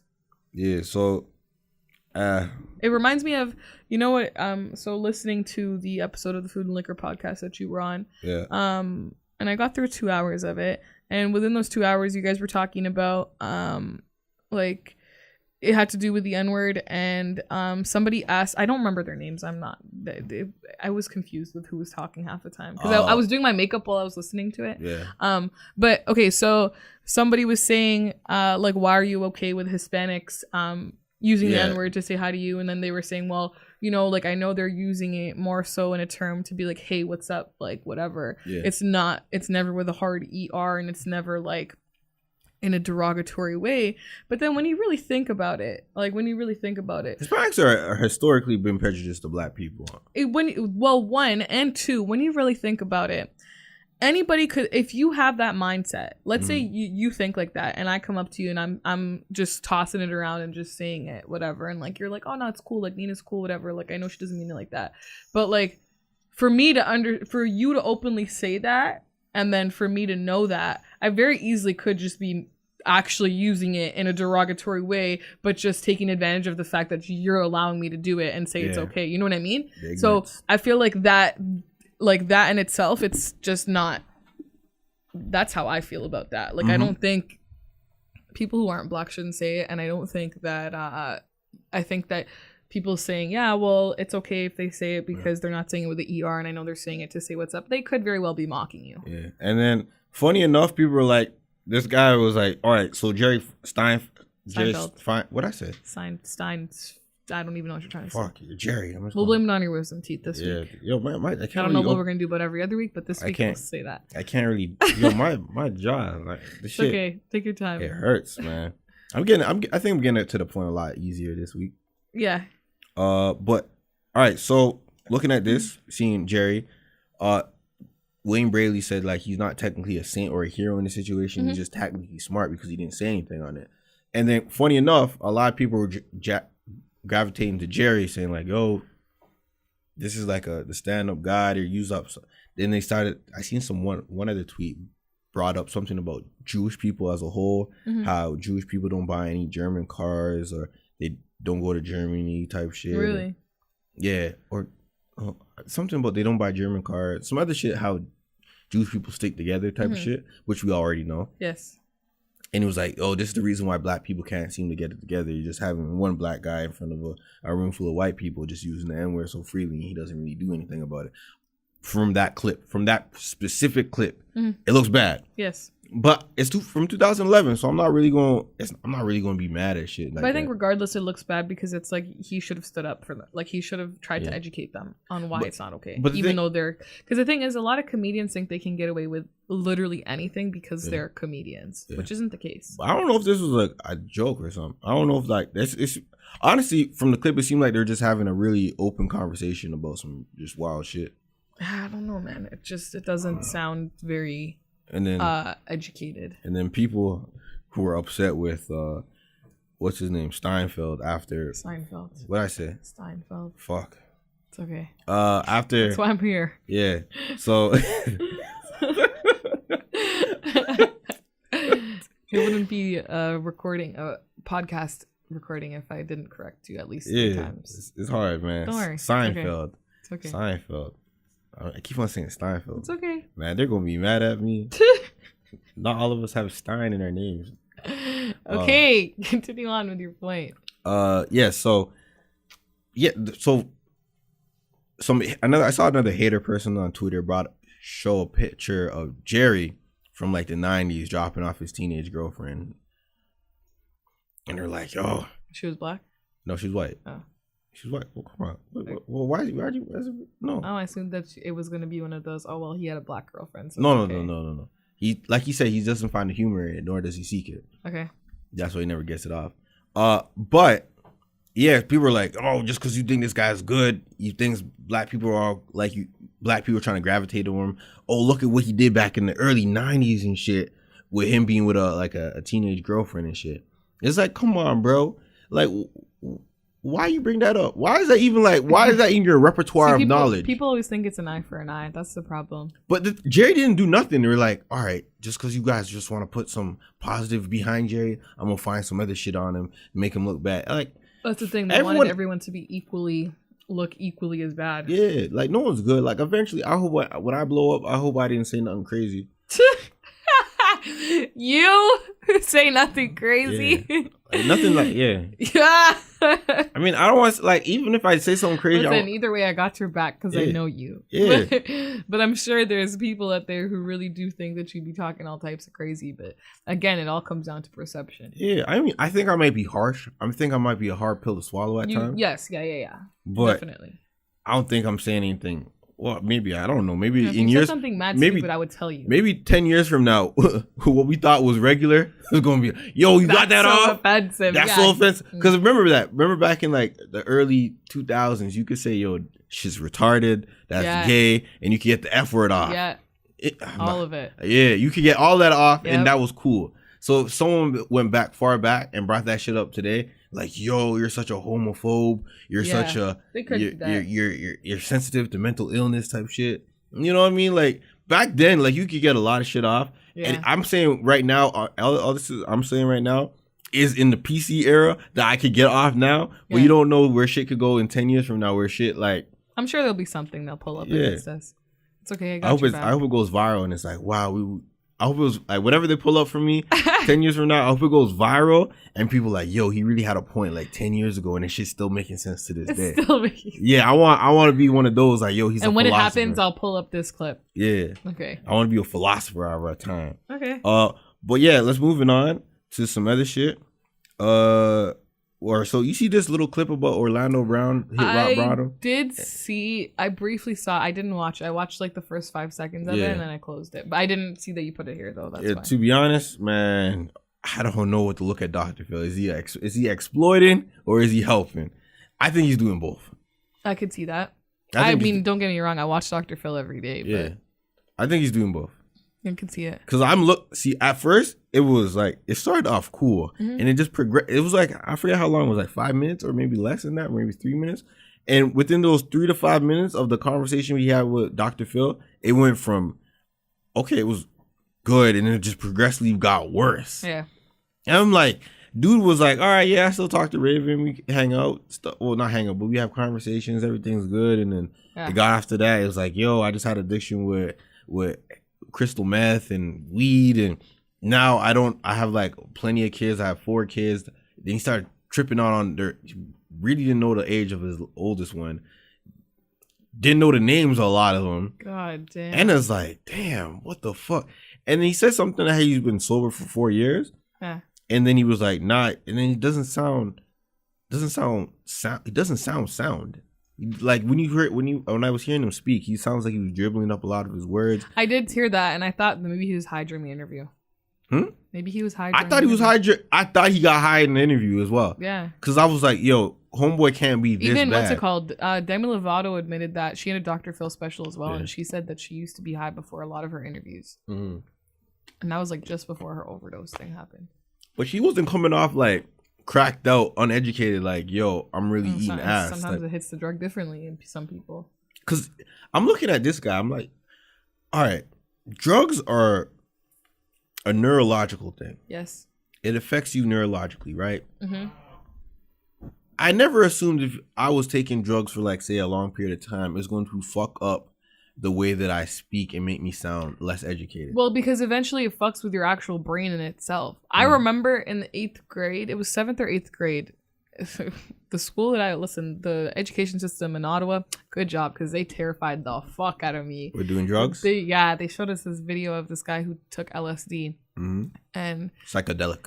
He took it, and then he just ended up in the hospital. And like they show us before, and then they show us him afterwards, and he can't speak properly. Like he talks like a vegetable, basically. Oh, for real? Yeah, and he can't really move properly or anything like that because eventually it starts to affect your brain and your overall, I guess, thinking process. I don't know. Certain drugs will do that, and that video, holy shit, that scared me. I was like, I'm not gonna do any hard drugs, but. Not gonna get that off. Yeah. Yeah. So, I mean, Orlando's been bad for like the past long ass 5 years. Time. Yeah. 5 years, right? I don't even know. I feel like it's just been forever. I feel like once Raven ended, that was it. Yeah, he hit his rock bottom after that shit. Yeah. He was doing well. How old is he? In his 30s. He's in his 30s. Like mid 30s? Maybe mid 30s. Okay. But yeah, shit's just, it looks bad. Every time I see him, I just like. I look at him like, yo, you really fucked it off. Yeah. You really fucked it off. Like he could have been like Corbin Blue from High School Musical, but now where's Corbin Blue at right now? I don't know, but he ain't making headlines. I mean, I wouldn't want to be Corbin Blue either. Why? He just nice and quietly off into the distance. No, I want to be like, what's his name? Zac Efron. But Zac Efron had some issues too. Oh, it wasn't issues. It was like nude picture scandals. No, I think that was Vanessa Hudgens that had both of them together. Yeah. Oh, they both got that off. Yeah, some weird shit like that happened. Yo, they're both like 30 now, right? Yeah. They're both 30, yo. Yeah. I remember I seen a picture recently on their Instagram page saying that I'm celebrating my 30th birthday. Yeah, it was her 30th birthday. Yeah, because I follow her too. I'm like, wow. Yeah. That used to be a crush for a lot of guys. Like she was very pretty. Yeah. She still is very pretty. Yeah, but like you can't be the it girl forever. Your beauty fades and shit like that. She's ugly, but just more talent, more fire chicks just came out in a way. Yeah. I get it. You know obviously. What I mean? Like when you're on TV, right? When you're a pretty girl on TV, you're like everyone is shit. Yeah. But now when you're a pretty girl on TV, it's like, yo, I got Instagram. Yeah, exactly. There's all the Instagram thoughts everywhere. I'm seeing the baddies come by the dozen. Yeah. And I can probably get with them a lot sooner. I can't get with you. That's true. So a lot easier. All it takes is a slide in the DMs. Yeah, and I can at least probably get a hello back. You're right. And I'm seeing them in scantily clad clothing. Yeah, you are right. I just see you every season. Yep. You know. Right. But she was what'd she do after High School Musical? Did she get herself into any movies, TV shows? Yeah, she actually has a Christmas movie on Netflix right now. Mm-hmm. And then she's doing the musical called Rent. Like it's like a live. I think Tinashe's in it too, I believe. Tinashe. Yo, yeah. That's my boo. They went to like Broadway. That's my boo. Like, but I just hate working for her. I hate the way things are going for Tinashe right now. It's just not working out for her, man. It's like, yo, do what you gotta do to pay the bills. Yeah, but like I really don't like the way things are going for her. It's like she had 2 on the album Aquarius is like it was cool, and then she dropped some other shit, just flopped. It was Joyride, I think, or some other thing. It was that shit didn't go well, and then she had another one that she dropped recently. It just wasn't. But she had like a single too. She was like, what's that single called? We used to play it here on Vibes. Shit, yeah, shit. Something real shit, something. I know it's something like Attitude or something. Yeah, like that. Yeah. That was so sounding. I was like, oh, I thought that was she was gonna pick up after. It. I liked it because it was like she was back in her bag. Nah, but I think she fell off for too long that everyone's like, "Okay, just forget this girl." Damn, I'm figuring out because he was doing Dancing with the Stars. I'm like, yo, that shit for people who just washed. Yeah. I'm like, yo, you too young to be washed, baby girl. Well, here she is on Broadway. Man. So, yeah. I mean, Broadway's where all the talented people are. Oh, is it? Because no, for real. Because Broadway is harder. It's a harder thing to do because you're doing everything live. Never watched Broadway before. You're doing things live. You have to really have a voice. You have to really accentuate yourself for the crowd to really see you. It's not like being on a film or music. Yeah. So. I don't know. I feel like it's not really my thing. Damn, I really hope that she gets better. All right. Well. All right. So how far? Hour 18 minutes in. Oh, okay. So we have what, like another 20 minutes? Yeah, we could get that off. Okay, let's talk about. All right, so you want the conversation that everyone wants us. All right, so this like versus love situation. All right, so the reason why I brought this up is because the reason why I even have this mindset is because of, I think a year ago, I heard something saying that, yo, you gotta we gotta like someone. And if you like someone, you want to be around the motherfucker. It's gonna make you want to be around the motherfucker rather than when you love someone, where love is the point of selflessness, and you might just be there because you want to just be there. And you could be, all right. So I said all that to say that is when you like someone, you're going to obviously be around them for however long as you like them. Okay. Relationships break up not because someone falls out of love. It's because you don't like them no more. If I'm not going to be with you for a long period of time, if I stop liking you, there's no ounce of bone in my body or no structure in my mind that's going to tell me I'm going to be with her because I love her. No, I'm going to be with you because I like you. I like you. And that's why shit ends with relationships. People may so like, oh, I still have love for this person or I still love this person, but you don't like that motherfucker. Just be honest. You don't like that motherfucker. But see, that's where I'm get confused, because it's like, to me, the way I see it is it's like levels. Like is level 1, love is level 2. So when you take everything from level 1 to move up to level 2, you like you would in a video game, you're taking all that you learned from level 1 and taking it up with you to level 2. That's why I feel like love is more than like, because it's like you learned everything you like about that person, and now you really just get to adore and appreciate them overall, along with the qualities that you learned when you liked them. You know what I mean? No. I feel like it doesn't, like, love is more than like. Love weighs more than like. No. Like, why? No, it's not even the evolution of emotions. It's two different separate things. But what do you mean? It is an evolution of emotions, because think about it. Like, I've been on dates with guys that I like, and then I've been in close to relationships with people that I love. Like, you don't like neither of them still. No, I do still keep in contact. I'm very good friends with one of them, and we really did have a lot of love for each other. And it's just, and we still do. A lot of love. No, we still do. It's just I have a lot of love for each other. Why is that funny to you? You think nobody could love me? Oh man, that's the cliche thing people want to get off with. I still got love for them. No, but it's facts. And I will say that it's facts because actions speak louder than words. And a lot of things have been done for me. And actions are because I like you. If I do something for you, it's because I like you. No, but it's like. Yeah. But I don't get like. The minute people like to say I love it is now it's like, oh, I no longer do anything for myself. It's all for you. And people will put themselves in the damnedest position for love. Get themselves fucked up credit wise. Get themselves fucked up in all types of ways because they say I'm. But so do you think love weighs more than like? No. So you think like weighs more than love? Yeah. In terms of that, and I feel like there's two separate emotions. Anyways, it's because what I like to say is like, if we're all selfish, right? Yeah. Like is a selfish feeling. If I like you, I'm going to be around you. Okay. Right? If I like you, I'm going to maintain whatever we have for as long as I want it to happen. Mm-hmm. If I love you, love is a point of selflessness, right? Where I forego myself for all of you. Right? Some people like to say, oh, when I love someone, it's going to maintain everything. Nah, motherfucker, no. If you can like someone for 10 years and that relationship would go smoothly if both of you guys clearly like each other. Then say if you love someone for like 7 or a year, 12 months. Like, how many people got into or loving each other and then say, yo, this shit didn't work out.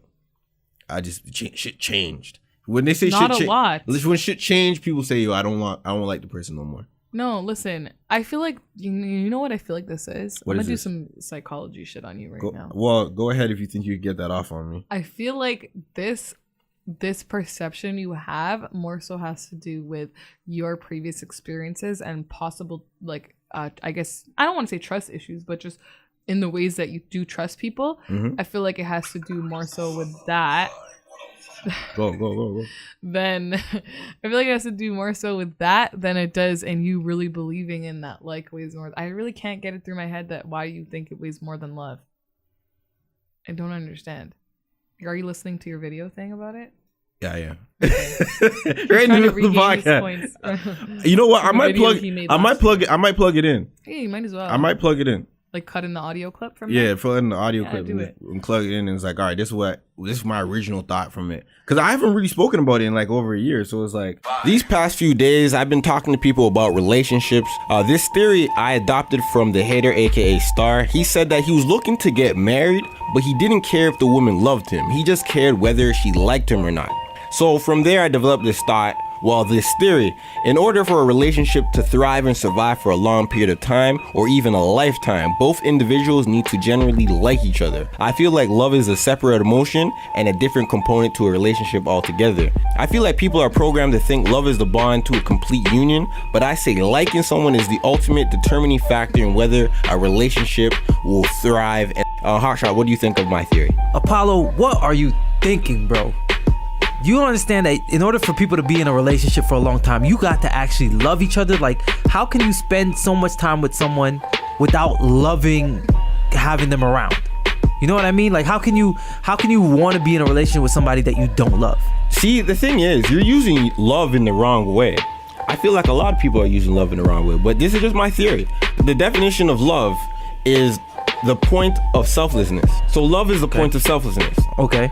That has nothing to do with people magically coming back together and trying to make that relationship work. Because at the end of the day, if you stop liking the mate or your significant other, you're going to break up with them. You're not going to stay because you do not like them. Liking someone and loving someone are two completely different things that can happen simultaneously. I think that you defining love as just selflessness is wrong, because I think love has more than selflessness. No, I said love is the point of selflessness. Okay, either way, selflessness itself doesn't just define love. But that is love. But if I tell you I love my iPhone, I'm selfless for it? You're using it wrong. I love my iPhone. I love it. But you're using it wrong. No, I'm not. You enjoy your iPhone. I love it. You enjoy your iPhone. Are you sure you love it? Are you sure you love it? Because the way that I position loving, and just in this conversation alone, and I'm talking about romantic relationships between two people, they have to generally like each other. And liking someone will be the determining factor in whether you guys last 10 years or you guys last 6 months. So how does like turn into love then? Like does not turn into love. Like is always constant. So you like them and you love them? Yes. There's two different things. Can like someone actually I don't know. Yeah, you don't know anything. My theory is kind of concrete right now. You know what? You might be right, because I can't see how someone could be in a relationship with someone they don't like. Yeah. But I can see them being in a relationship with someone they don't love, if that makes sense. Yeah, this makes a lot of sense. Like you can be with someone you don't love for a long time. But I don't see someone being with someone they don't like for a long time. Exactly. I'm kind of losing my points, but no, I get it. I don't understand. I just feel like to me, I see it as the level thing the level analogy that I was using. You take what you learn from level 1, you take it with you to level 2. Yeah. Loving someone doesn't mean that you don't put yourself first when it comes to certain situations and stuff like that. Loving someone means understanding that, for example, let's just use a corny example. When I was in university and I had an exam and I was talking to somebody who did love me and who I loved back. Yeah. And it's like, hey, what are you doing? Studying for an exam. Okay, don't talk to me until you're done your exam. Or like until you're done studying for your exam. Like, I don't know if that's love. Whatever you're trying to. No, that is love. That's like putting. That's them putting what they know is actually important and worth a lot first, and understanding that that's important to both me and them, and to understand that even my cousin, same thing with her now husband. Like he used to tell her like during exam week, I'm not hanging out with you because you need to focus on your exams. He's like 5 years older than her, so like he wasn't in school at the time. But like I feel like that's love, because that's not necessarily you putting like yourself last, you know what I mean? Mm-hmm. Like you're doing it for the benefit of both parties. Like I don't see how love can be seen as like you all of a sudden drop everything and everything is all about that person. I don't think so. I look at it like this, right? Fuck love. Nah, I'm joking. Love is a beautiful thing, but I would honestly say that real interest and real longevity comes from actually liking someone. It's like saying things what people say with their parents. People may not like their parents. They may not have any type of relationship with them, but they always say they love them out of just time. Love is more so proximity type of thing. At times in proximity and just being around the motherfucker all the time and just get yourself in a routine is like, all right, this is what love is because it's routine type shit. Okay. Liking someone is more so is taking the extra effort into trying to establish something with them, taking the extra effort to wanting to know stuff about them. People might already confuse like, yo, love makes you want to grow and shit. Like, nah, man, it's like is an interest, right? Yes. If I'm interested in something, how far do you think my interest is gonna go? And how far am I going to pursue it, or how far am I going to try to develop it and to understand it and be consumed by it, right? If I'm interested in you, I'm going to be consumed with just figuring you out, trying to get to know you. It was like, oh man, you're just so, you grow different, you think different. This type of way that you move around is like so intriguing to me. I just like you so much. Yeah. That's why I look at it. I don't feel like love. No one has ever said, or maybe people confused it, but I've never got the ideal or the understanding that love brings about you wanting to constantly grow or constantly be invested into something. I like pizza. I eat a lot of pizza. I don't love the shit where I feel like, yo, you know what I mean? I like pizza. I like popcorn. I like movies. My favorite movie in the world is Juice. I like that shit. I'm always interested to watch it. All the shit that I could say I love is just shit like unconditional type shit is like, oh, to maybe my mom and stuff like that. It's like there's an unconditional love, or it's a nurture love where I've just been around you all my life, where it's like I love, that type of shit. Yes, I get that. Okay, I do agree with what you're saying in terms of like when you like someone, you want to get to know more about them and blah blah blah. Like you're more interested, and then love seems like a routine. I understand that. Gotta be random. Even 21 Savage said, I don't want no fucking love. I want loyalty. You see that shit? Yeah, I did see that shit. Yeah. And I understand that, because the way I understand that is like when I tell my mom I love her, like I don't feel like butterflies in my stomach every time I say I love you, mom. Like, you know what I mean? Like when some people are like, they always talk about, oh, like when I'm in a relationship and they tell me they love me, I get like butterflies in my stomach. Like I don't get that when I tell my parents that. Like it seems like a routine. I get that. But why are you looking at me like that? Butterflies. What kind of juvenile shit is that? Some people do that. Like some people say they get that and shit. But like at the ripe ages of 20? Maybe. I don't fucking know. First of all, I feel like I'm the ripe ages of 20. All right, go ahead. Get that off. Anyways, so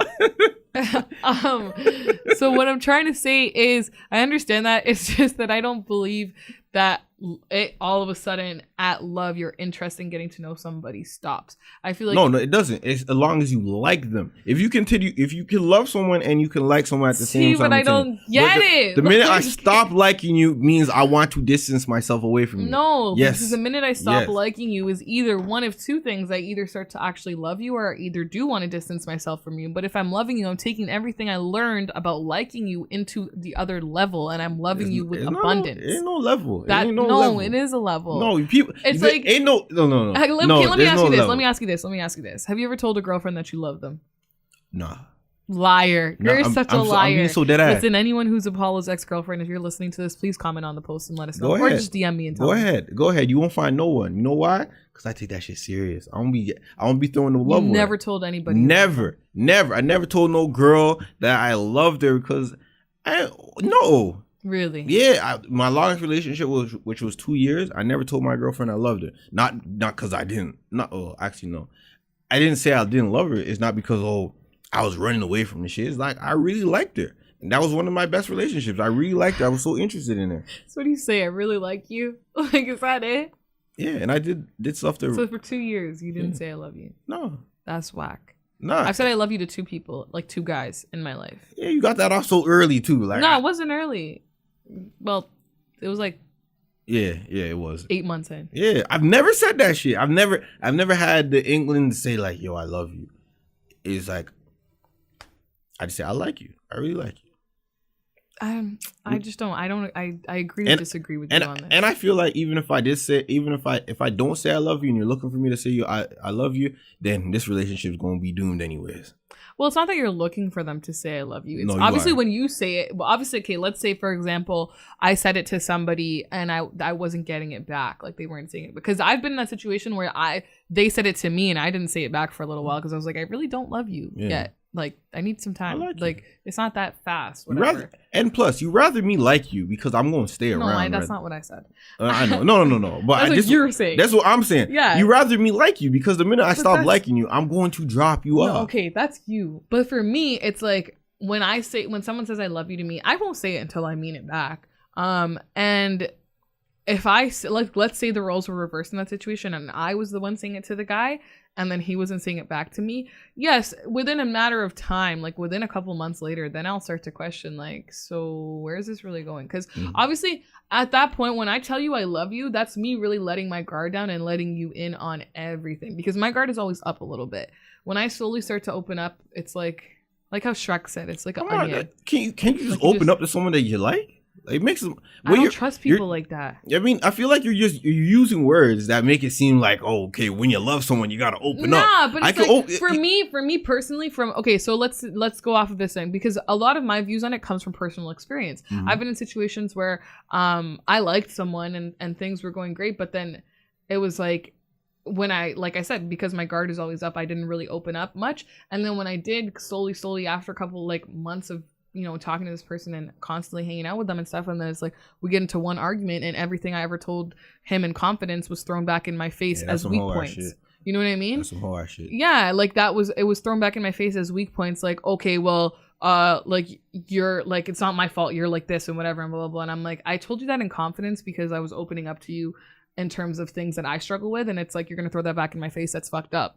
So for me, it's like, when I love you, like, I'm really putting that guard down and letting you in on everything. And like, I have no worry in my mind that something like that will happen again. You know what I mean? That's why I feel like, to me personally, love is worth more than like, because it also has to do with letting your guard down and letting somebody completely in with not a worry in your head that something's going to go wrong. The person that things didn't work out with, like I said, still has a lot of love for me, and I still have a lot of love for him too. It might not have worked out, but to this day, I can say that is somebody in this world who knows damn near every single thing about me, because I don't have a worry in this world that it's going to be like used against me at any point in time. You know what I mean? And I feel like that's what love is. It's just being able to fully be yourself and not worry, like even when shit doesn't work out, and not have to worry. That sounds profound.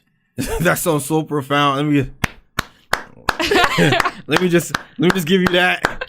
Someone might be listening going like, you know what? You hit it right there on the ball. I did. No, but you're so off. I did, though. Because I know there's so many people in my situation, not in the exact situation in terms of having things thrown back in your face, but yes, that was an unfortunate situation, but I learned from it. And I grew from that. And I was like, I'm not going to open up to people like that anymore. I mean, well, hold on. Now, when you talk about, see, the thing is, when you want to talk about love and like and stuff like that, and you start bringing up other aspects, all right. So that's the thing, it's more so are part of love. No, stop it. Okay. You guys trying to encompass love with all this shit. Love is the point of selflessness. That's it. Why doesn't it have other qualities? Because other qualities can be adapted to other words that are out there in our repertoire that we opening up. What would you fully opening up with no worries? What would you call that? Fully opening up with. What would you call that? What are you doing? It's called trust. Oh yeah, you're right. Nah, but trust comes with love, not with like. No, trust does not necessarily come with love. Trust comes with an understanding. See, people are trying to adapt so much words to love. When I swear, like, love is the most hardest thing to define in the dictionary. People can't find a word to define it. But yo, that motherfucker is the point of selflessness. We see it in movies and novels and all that shit all the time. Is when someone reaches a point of selflessness for someone else, that's what love is. That's point blank, period. Okay. But like everything else that you want to adapt or attribute to love, you could attribute to other things. Liking someone as an interest in infatuation, like opening up, trust. You know what? Communication. You know what? I said what I had to say. I don't like this conversation anymore. I'm saying. Because we're just going to go back and forth elaborating on the same point because we don't agree. I know. I'm not saying I don't. But exactly. I don't agree with you. But you don't agree with me because what I'm saying, it sounds so like just so like. It just sounds so cut and dry. Yeah, that's what it is. Yeah, but it doesn't sound Hollywood. But it's not. To me, love is like literally a beautiful thing. Yeah, it's Hollywood to you. It's literally no, it's not even Hollywood. Yes, it is. It's like Nina, when I think about the Notebook, Love and Basketball. No. Fine, Love and Basketball. That sounds I never watched The Notebook, but Love and Basketball, fine. Yeah. But no. But to me, it's like when I think about love, like, and I think about the feelings that are involved with that, and when I really felt like I was loved or something like that, like. I don't know, man. Doesn't that that feeling just makes me happier than to be told like, yeah, I really like you.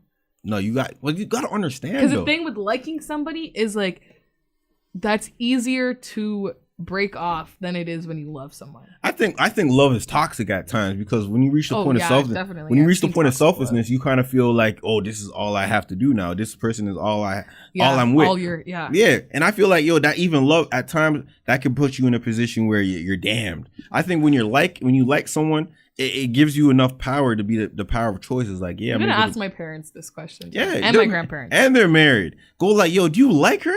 Do you like mom? Dad, do you like dad? I'll ask them this. Yeah, and report back next week. I'm gonna ask my grandparents too. Yeah, aren't they? They've been married for like God. Yeah, they got themselves a love marriage, right? Yeah. Yeah, so they most definitely have to like each other. It's gonna be.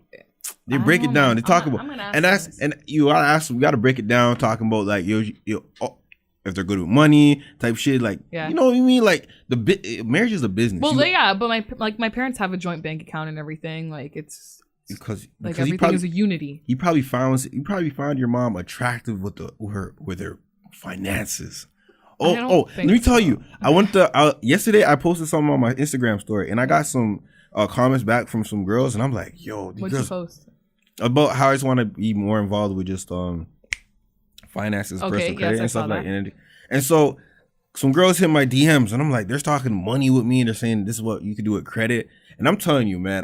One girl, she was breaking it down in a way, and I was like, "It turned you on." Yeah, it turned me on. It turned me on. I won't be so honest. I'm like, yo, if I believed in marriage and was pursuing marriage, like she would be a good candidate. The way she was just breaking down and but that's the problem. You look at marriage like that. I look at marriage as like it's a business. You look at it as a business. I don't look at it like that. Though. I look at it as a unity. Yeah, a love unity. We're not even. You could talk about it. Nah, this conversation. But yo, I'm telling you, when this girl talk, that's what I was. Even when I was driving to pick you up, I was like, yo, if I ever get into this marriage shit, I'm gonna have to find a girl who talks about finance the way that. Yo, I'm telling you, a girl that's good with money is attractive. I don't know. Just anyone who's smart in general. You told me you got like dumb people, girls and guys. You told me you got like a 805 credit score. I don't even know what that means. I'm gonna up my knowledge this new year on this stock market shares and credit score stuff. That's gonna be my goal for the year. I tell you, when a girl talks about, try and get my dad. When a girl talks about money and saying, I know how to operate banks and saving. Oh, when a girl talks about I'm good with saving, yo, that's the thing that shocks me. A lot of people don't save money, which shocks me. Yeah. I've always been raised on the principle that I should always be. I had my first job when I was 13 years old. That's when I started working. Slave work.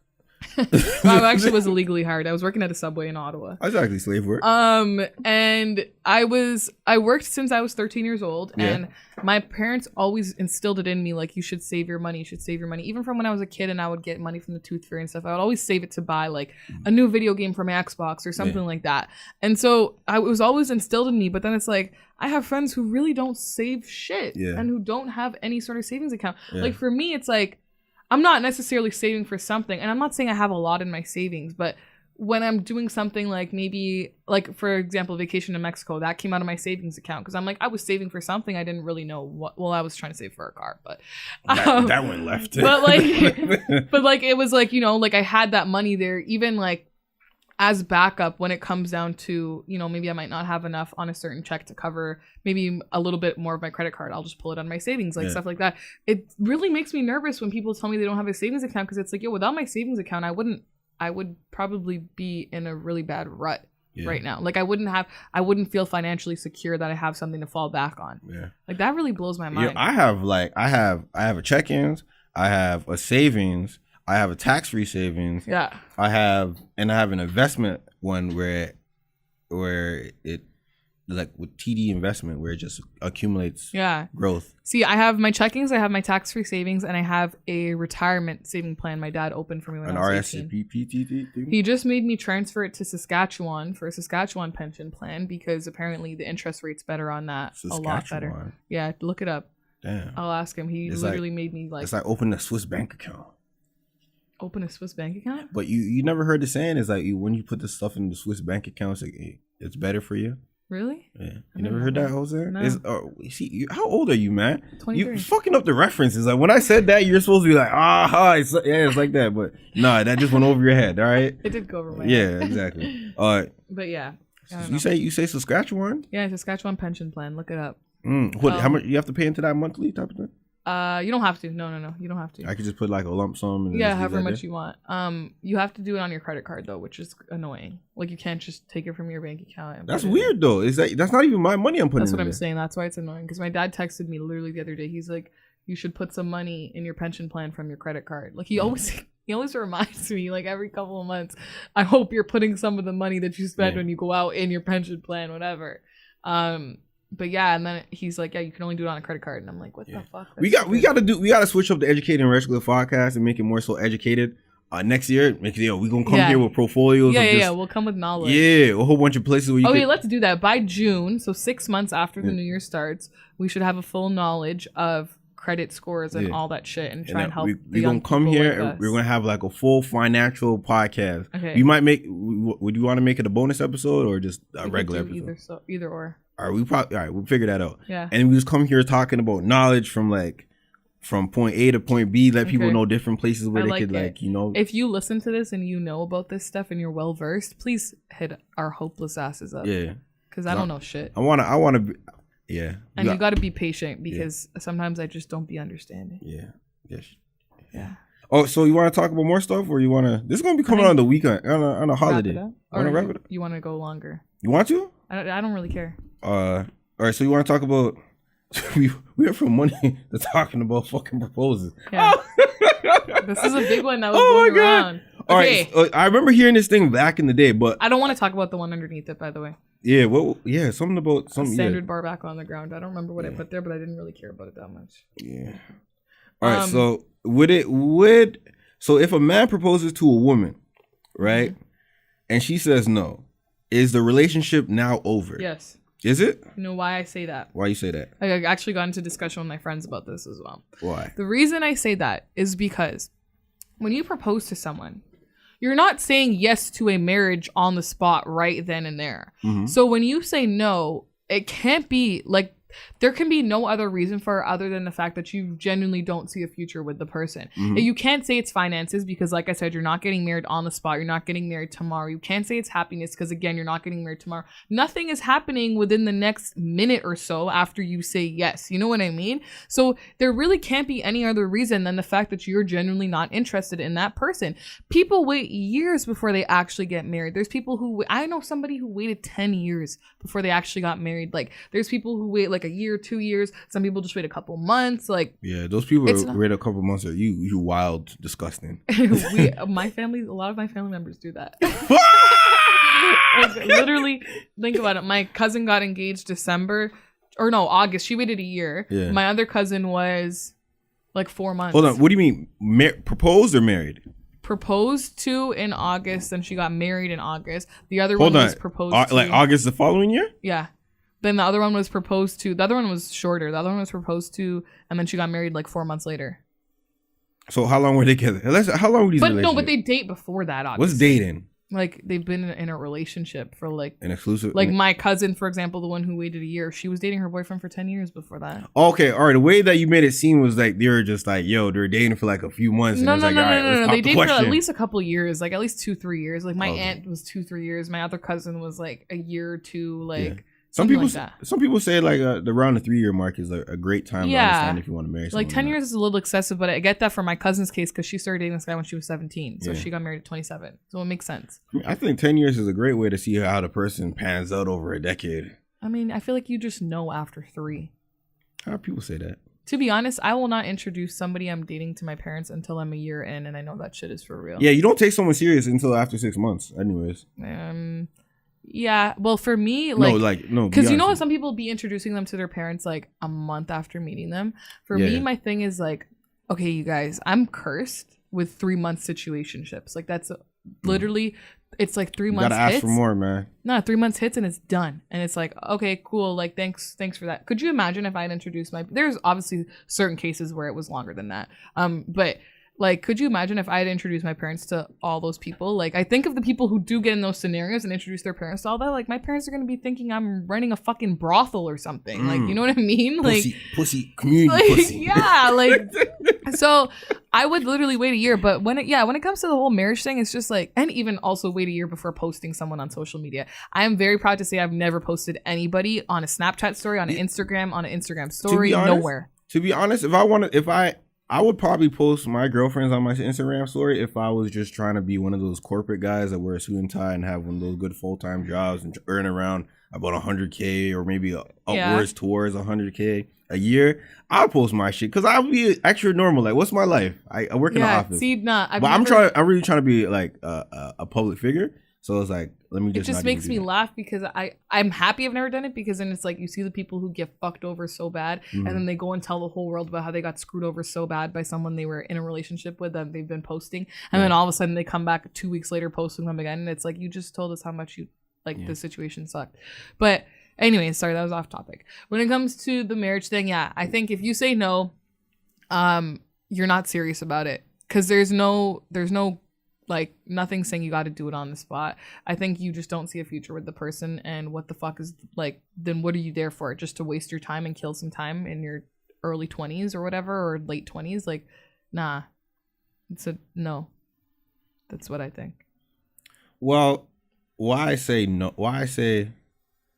if a woman says no after a man proposes, the relationship is not over. It's the same.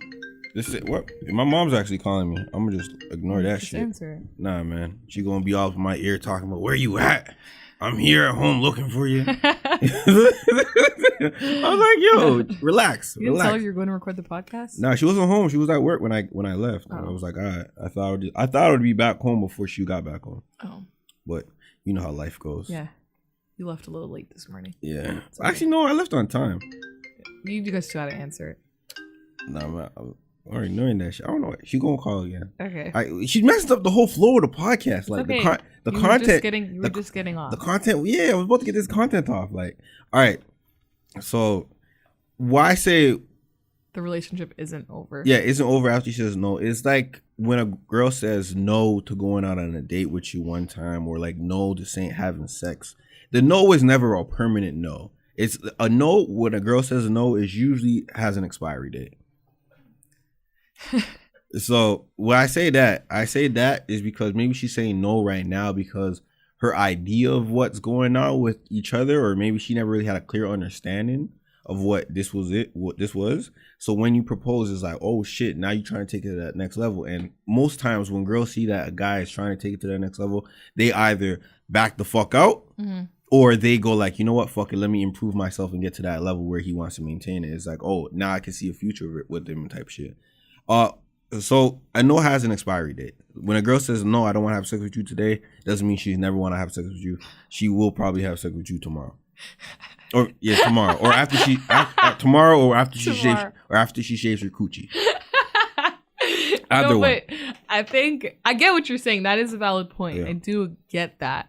However, see, because I was going off of the scenario that it's like they were dating for like, let's say 2-3 years, and then it's like, I guess if you say no, it could be because, well, either you're not ready, but I feel like you know it's gonna come eventually. Like, look at Joe Budden and Sin Santana, for example. Like, she had to know it was gonna come eventually at some point. Like, she knew she wasn't just wasting her time. I mean, he kept on calling her his wife. Yeah, but that's what I'm saying. That's like, what you know eventually. So it's like, if you're getting those hints before and you have an idea, then at least speak about how you feel, and you're not maybe feeling the best about this relationship yet. You need some more time to figure out. Maybe just slide in a little, hey, like, we don't really know each other that well yet. We haven't gone on vacation together yet. We don't live together. Like, you know, they say going on vacation with people is what really makes or breaks friendships, relationships, anything, because it's like you're pretty much living with that person for a week. Yes, I got a friend that No, I remember I went to these hotel things with these chicks. Okay. And man, let me tell you, only one of the chicks were like cool to be with. Yeah. In the hotel, like the other was like, fuck. Why? Like messy? Not even messy. It was just like how they operated. Yeah. It's just like, man, I can't be around you. Like I remember, I went to Montreal with one of my girlfriends. Mm-hmm.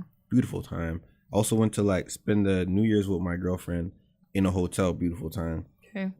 All the other girlfriends I had that we went to like away type shit, it was like she was weird. I was like, man, I'm not doing this. Yeah. Well. But yeah. To be honest, going on vacation with someone and living with someone type of shit is like, yo, that's the best way to get to know someone. Like a crash course to getting to know someone. Definitely. Not like if you live alone and they coming over to your place, like that's not like a great indicator. Yeah. It's more so like, yo, us going to somewhere else, we're both neutral, and I get an understanding of how you get down, and you get an understanding how I get down. Yeah, I agree with that. I guess I don't know, because now I'm just conflicted. Nah, I still think that the relationship's over. I don't think it is. I think no. Like girls say no all the time, but how long is that no notwithstanding? No. Depends. Sometimes it's a no. Depends on the scenario now. I still think the relationship's over. Most time when a girl says no, it's the no has an expiration date. Not all the time. Most of the time. Not all the time. Most of the time. Have you ever said no to a guy who was trying to fuck and you're like, no? Yeah. And then you're like 3 of them in the club on Saturday. Come on, stop playing with me. Stop playing with me. Dead ass said all 3 of them. Just leave me alone. Like, but were they saying like, yo, let's fuck? Is that they were? But come on. You know when men are trying to holler in the club, that's all it is. But yeah, hollering is me trying to get your number, me trying to get your digits. Yeah, and then eventually trying to smash. Eventually. I'm talking about where we're in an environment where I'm kissing on the neck and stuff like that. We getting down, and then you're like, no, not today. Like that's a no, not today. But okay, like you come over tomorrow, it's like, all right, yeah, I'm about to get the dick. Nah, you could just still say no. Maybe you just want to be a virgin until you're married. Would you ever date someone who wanted to be a virgin? No. I didn't even have to finish. No, I wouldn't even entertain that, to be honest with you. Would you ever date a virgin? No. Really? No, I break it with all. I mean, I cut off all communication with virgin. The minute you tell me you're a virgin, off rip, nah, I'm done talking. I'm a virgin. I'm not dating you. And you're a liar. I was like, that's the main point here. Yeah. I think people know we're not dating. Yeah. But like, yeah, the minute someone try to say, like, try to holler at me type thing, and I'm having a conversation with her, and she says, yo, I'm a virgin, I'm like, all right. Gotta go by. Yeah. And people may say, like, yo, that's an asshole, you're being an asshole. I've never met a guy who's a virgin. Oh, because they lie about it. Yeah, you're right. Oh, they lie about it. Well, I don't think I've ever had sex with a virgin. You don't know that. No, but I don't think so. I think I would know. No, you wouldn't. You don't think so? No, not everyone's awkward at sex. Some people, I feel like virgins would be. Nah. Yo, some girls can't kiss, bro. Like I would say that off rip. I feel like some people, period, can't. All right, let's say that, but I only kiss girls, right? So, so some girls just can't kiss, bro. Like. It's like, what the fuck you doing with your mouth? Like, yo, what are you doing with your mouth? Some people, girls have more work with when they're sucking your dick than when they kiss, which I found weird. It's like, yo, you could put the proper muscle contractions on your lips when you're wrapped around my penis, but when you're doing lip to lip, you do that lazy. Yeah. I don't like that shit weird, bro. It's like it feels like a wet dog. Yeah. It's like, yo, why your lips feel like vegetables? Like, yeah. It's not it. Like, yeah, man, it's weird. It's like, come on, bro. I can't be with that. Yeah. I don't like when, there's this one time this guy was kissing me and it was like, I felt like he just licked all my foundation around my mouth off. Yeah. I was like, hello. You know what? That must have been the wave before you. That like his chick, the chick he was with before that was probably her shit. Maybe it wasn't my shit. I felt like I was kissing a fucking dog, bro. Yeah. Like it was nasty. I'd be not even trying to kiss you like that after a while. If you show me you can't kiss, it's like, all right. Oh yeah, it's cool. No, that didn't But yeah, like, yo, what the fuck we kissing like that, bro? Like nasty. And then people want to go around. It's like, oh, you're a good kisser. It's like, no, I'm just doing it right. I'm not a good kisser. I'm just doing it right. Like, I feel like good kissing, you got to do some other shit. But I'm just doing it right. Yeah. But yes, this has been another episode of the Educated and Reckless podcast with your host Apollo P NoBetterNina. And Merry Christmas. Merry Christmas. Happy holidays. Happy holidays. If you celebrate any type of other holidays. Kwanzaa. Hanukkah. Kwanzaa comes up after the 26th, I think. My bad. Happy Hanukkah. And it goes into the new year. Okay, well, happy Kwanzaa for when it does start. Happy Kwanzaa. I was trying to celebrate Kwanzaa like 2 years ago. Trying to get that off. And? Didn't get that off. Damn. I was trying to do it on Twitter, just celebrating every single day. Like, Umonja. That's one of the things. Okay. That's one of the names. Yeah. Yeah. Oh, yeah. So, we got to do the Valentine's video seriously soon. Yeah, it's almost January. I know. And I really want to buy those camcorders. And Ada's not even here for me to borrow her camera at the moment. And my tripod that I use, the other one, lost a little attachment piece. Okay, so second week of January, we're going to record the video. We're going to have to do something. So, yes, that as well. I also want to say that we this coming year in 2019, we will be on YouTube visually. I'm putting that. Are we? Yeah, we're going to be on visually. That means I have to do my makeup every time. Great. Just wear a hoodie, man. That's a cute look. Wear a hoodie. Yeah, guys watching, they don't give a fuck. Yeah. It's just like, we see her. I'm trying to find my husband. Yeah, your husband's not gonna be watching you on podcast. Clearly, you don't want a husband. You don't want a fan, or I'm not saying that ain't wrong, but you don't want a guy. I want my husband to be my biggest fan. Yeah, after he gets to know you, you don't want him to come into things like, I already know you. I already know that you've been in situationships and you. Yeah, I actually don't want that. You know why? Because I'm nervous that I'll be put in the same situation where it gets thrown back in my face. And he's like, and he's bringing up something from a conversation. I remember you and Apollo were talking about this, and you're like, excuse me, that's not relevant because I didn't tell you that. Yeah, I told the podcast. Yeah. So you really don't want to be in those situations. When girls listen to me I don't really mind. So then why do I have to it makes it easier for me. Can we just cancel the Valentine's Day? What are you talking about? Let's just not do it. Come on, you know what? If you don't want to do Valentine's Day, free food. I mean, if you don't want to do Valentine's Day, we got to do like a date night with Nina or something. Either, Then we might as well just do it Valentine's Day and get it over and done with. Why not? So, I mean, yeah. Well, regardless, we're gonna get you on a date with someone. So what if I don't want to go on a date? Well, you're going to go on a date, Blue Mountain date. Something like that. No, I don't want no damn Blue Mountain date. I'm not trying to be trapped in Blue Mountain for a full 24 hours with somebody. It's not that bad. No. I'm not doing that. It would make great content. That's all you care about. If we have a cameras at the time and we have a mic, it would be great. What is it, a reality show? It's not a reality show. It would be great content. That's great content, Nina. It's great content, especially when it's visual on YouTube. Nina goes on date with guy Blue Mountain. We gotta figure it out before we record the video, so then we could tell the people what we're doing. Yeah, but it looks like I don't have an option to opt out of the whole scenario. Yeah, you're gonna go on a date regardless. But I'm saying, if it was at Blue Mountain, great content. I would film things. I wouldn't be all invasive. Okay, but I would just be filming. We also got to think of what we do if nobody enters the contest. We gotta make it up. You gonna go on a date with someone? That's a fact. Either someone we gonna pay for someone. You gonna go on this date. We gonna get this content off. I don't know what you're talking about. People need the content. Okay. All right. So thank you guys for listening. We're if you want to listen to podcasts, only audio at the moment. We'll come through with the visual. You catch us on Apple Podcasts, Spotify, Google Play, YouTube, Audio Mac. And all the other convenience things. We're not on Stitcher. The fuck is Stitcher? Stitcher is some other podcast thing. Okay. And we're not on iHeartMedia just as yet. No. They have a podcast platform. We got to figure a way to get on there. Okay, I didn't know that. Yeah, we'll do that. I don't know if we're going to get more clout off of that, but we'll try it. Let's see. Thank you guys for listening. We're on Anchor as well if you want to be searching on Anchor and things like that. And happy holidays, like we said before. And this is a holiday special podcast. It's about 2 hours. All right, take care, guys. See you in the new 2019. year. Yeah. See you in the new year. Bop, bop.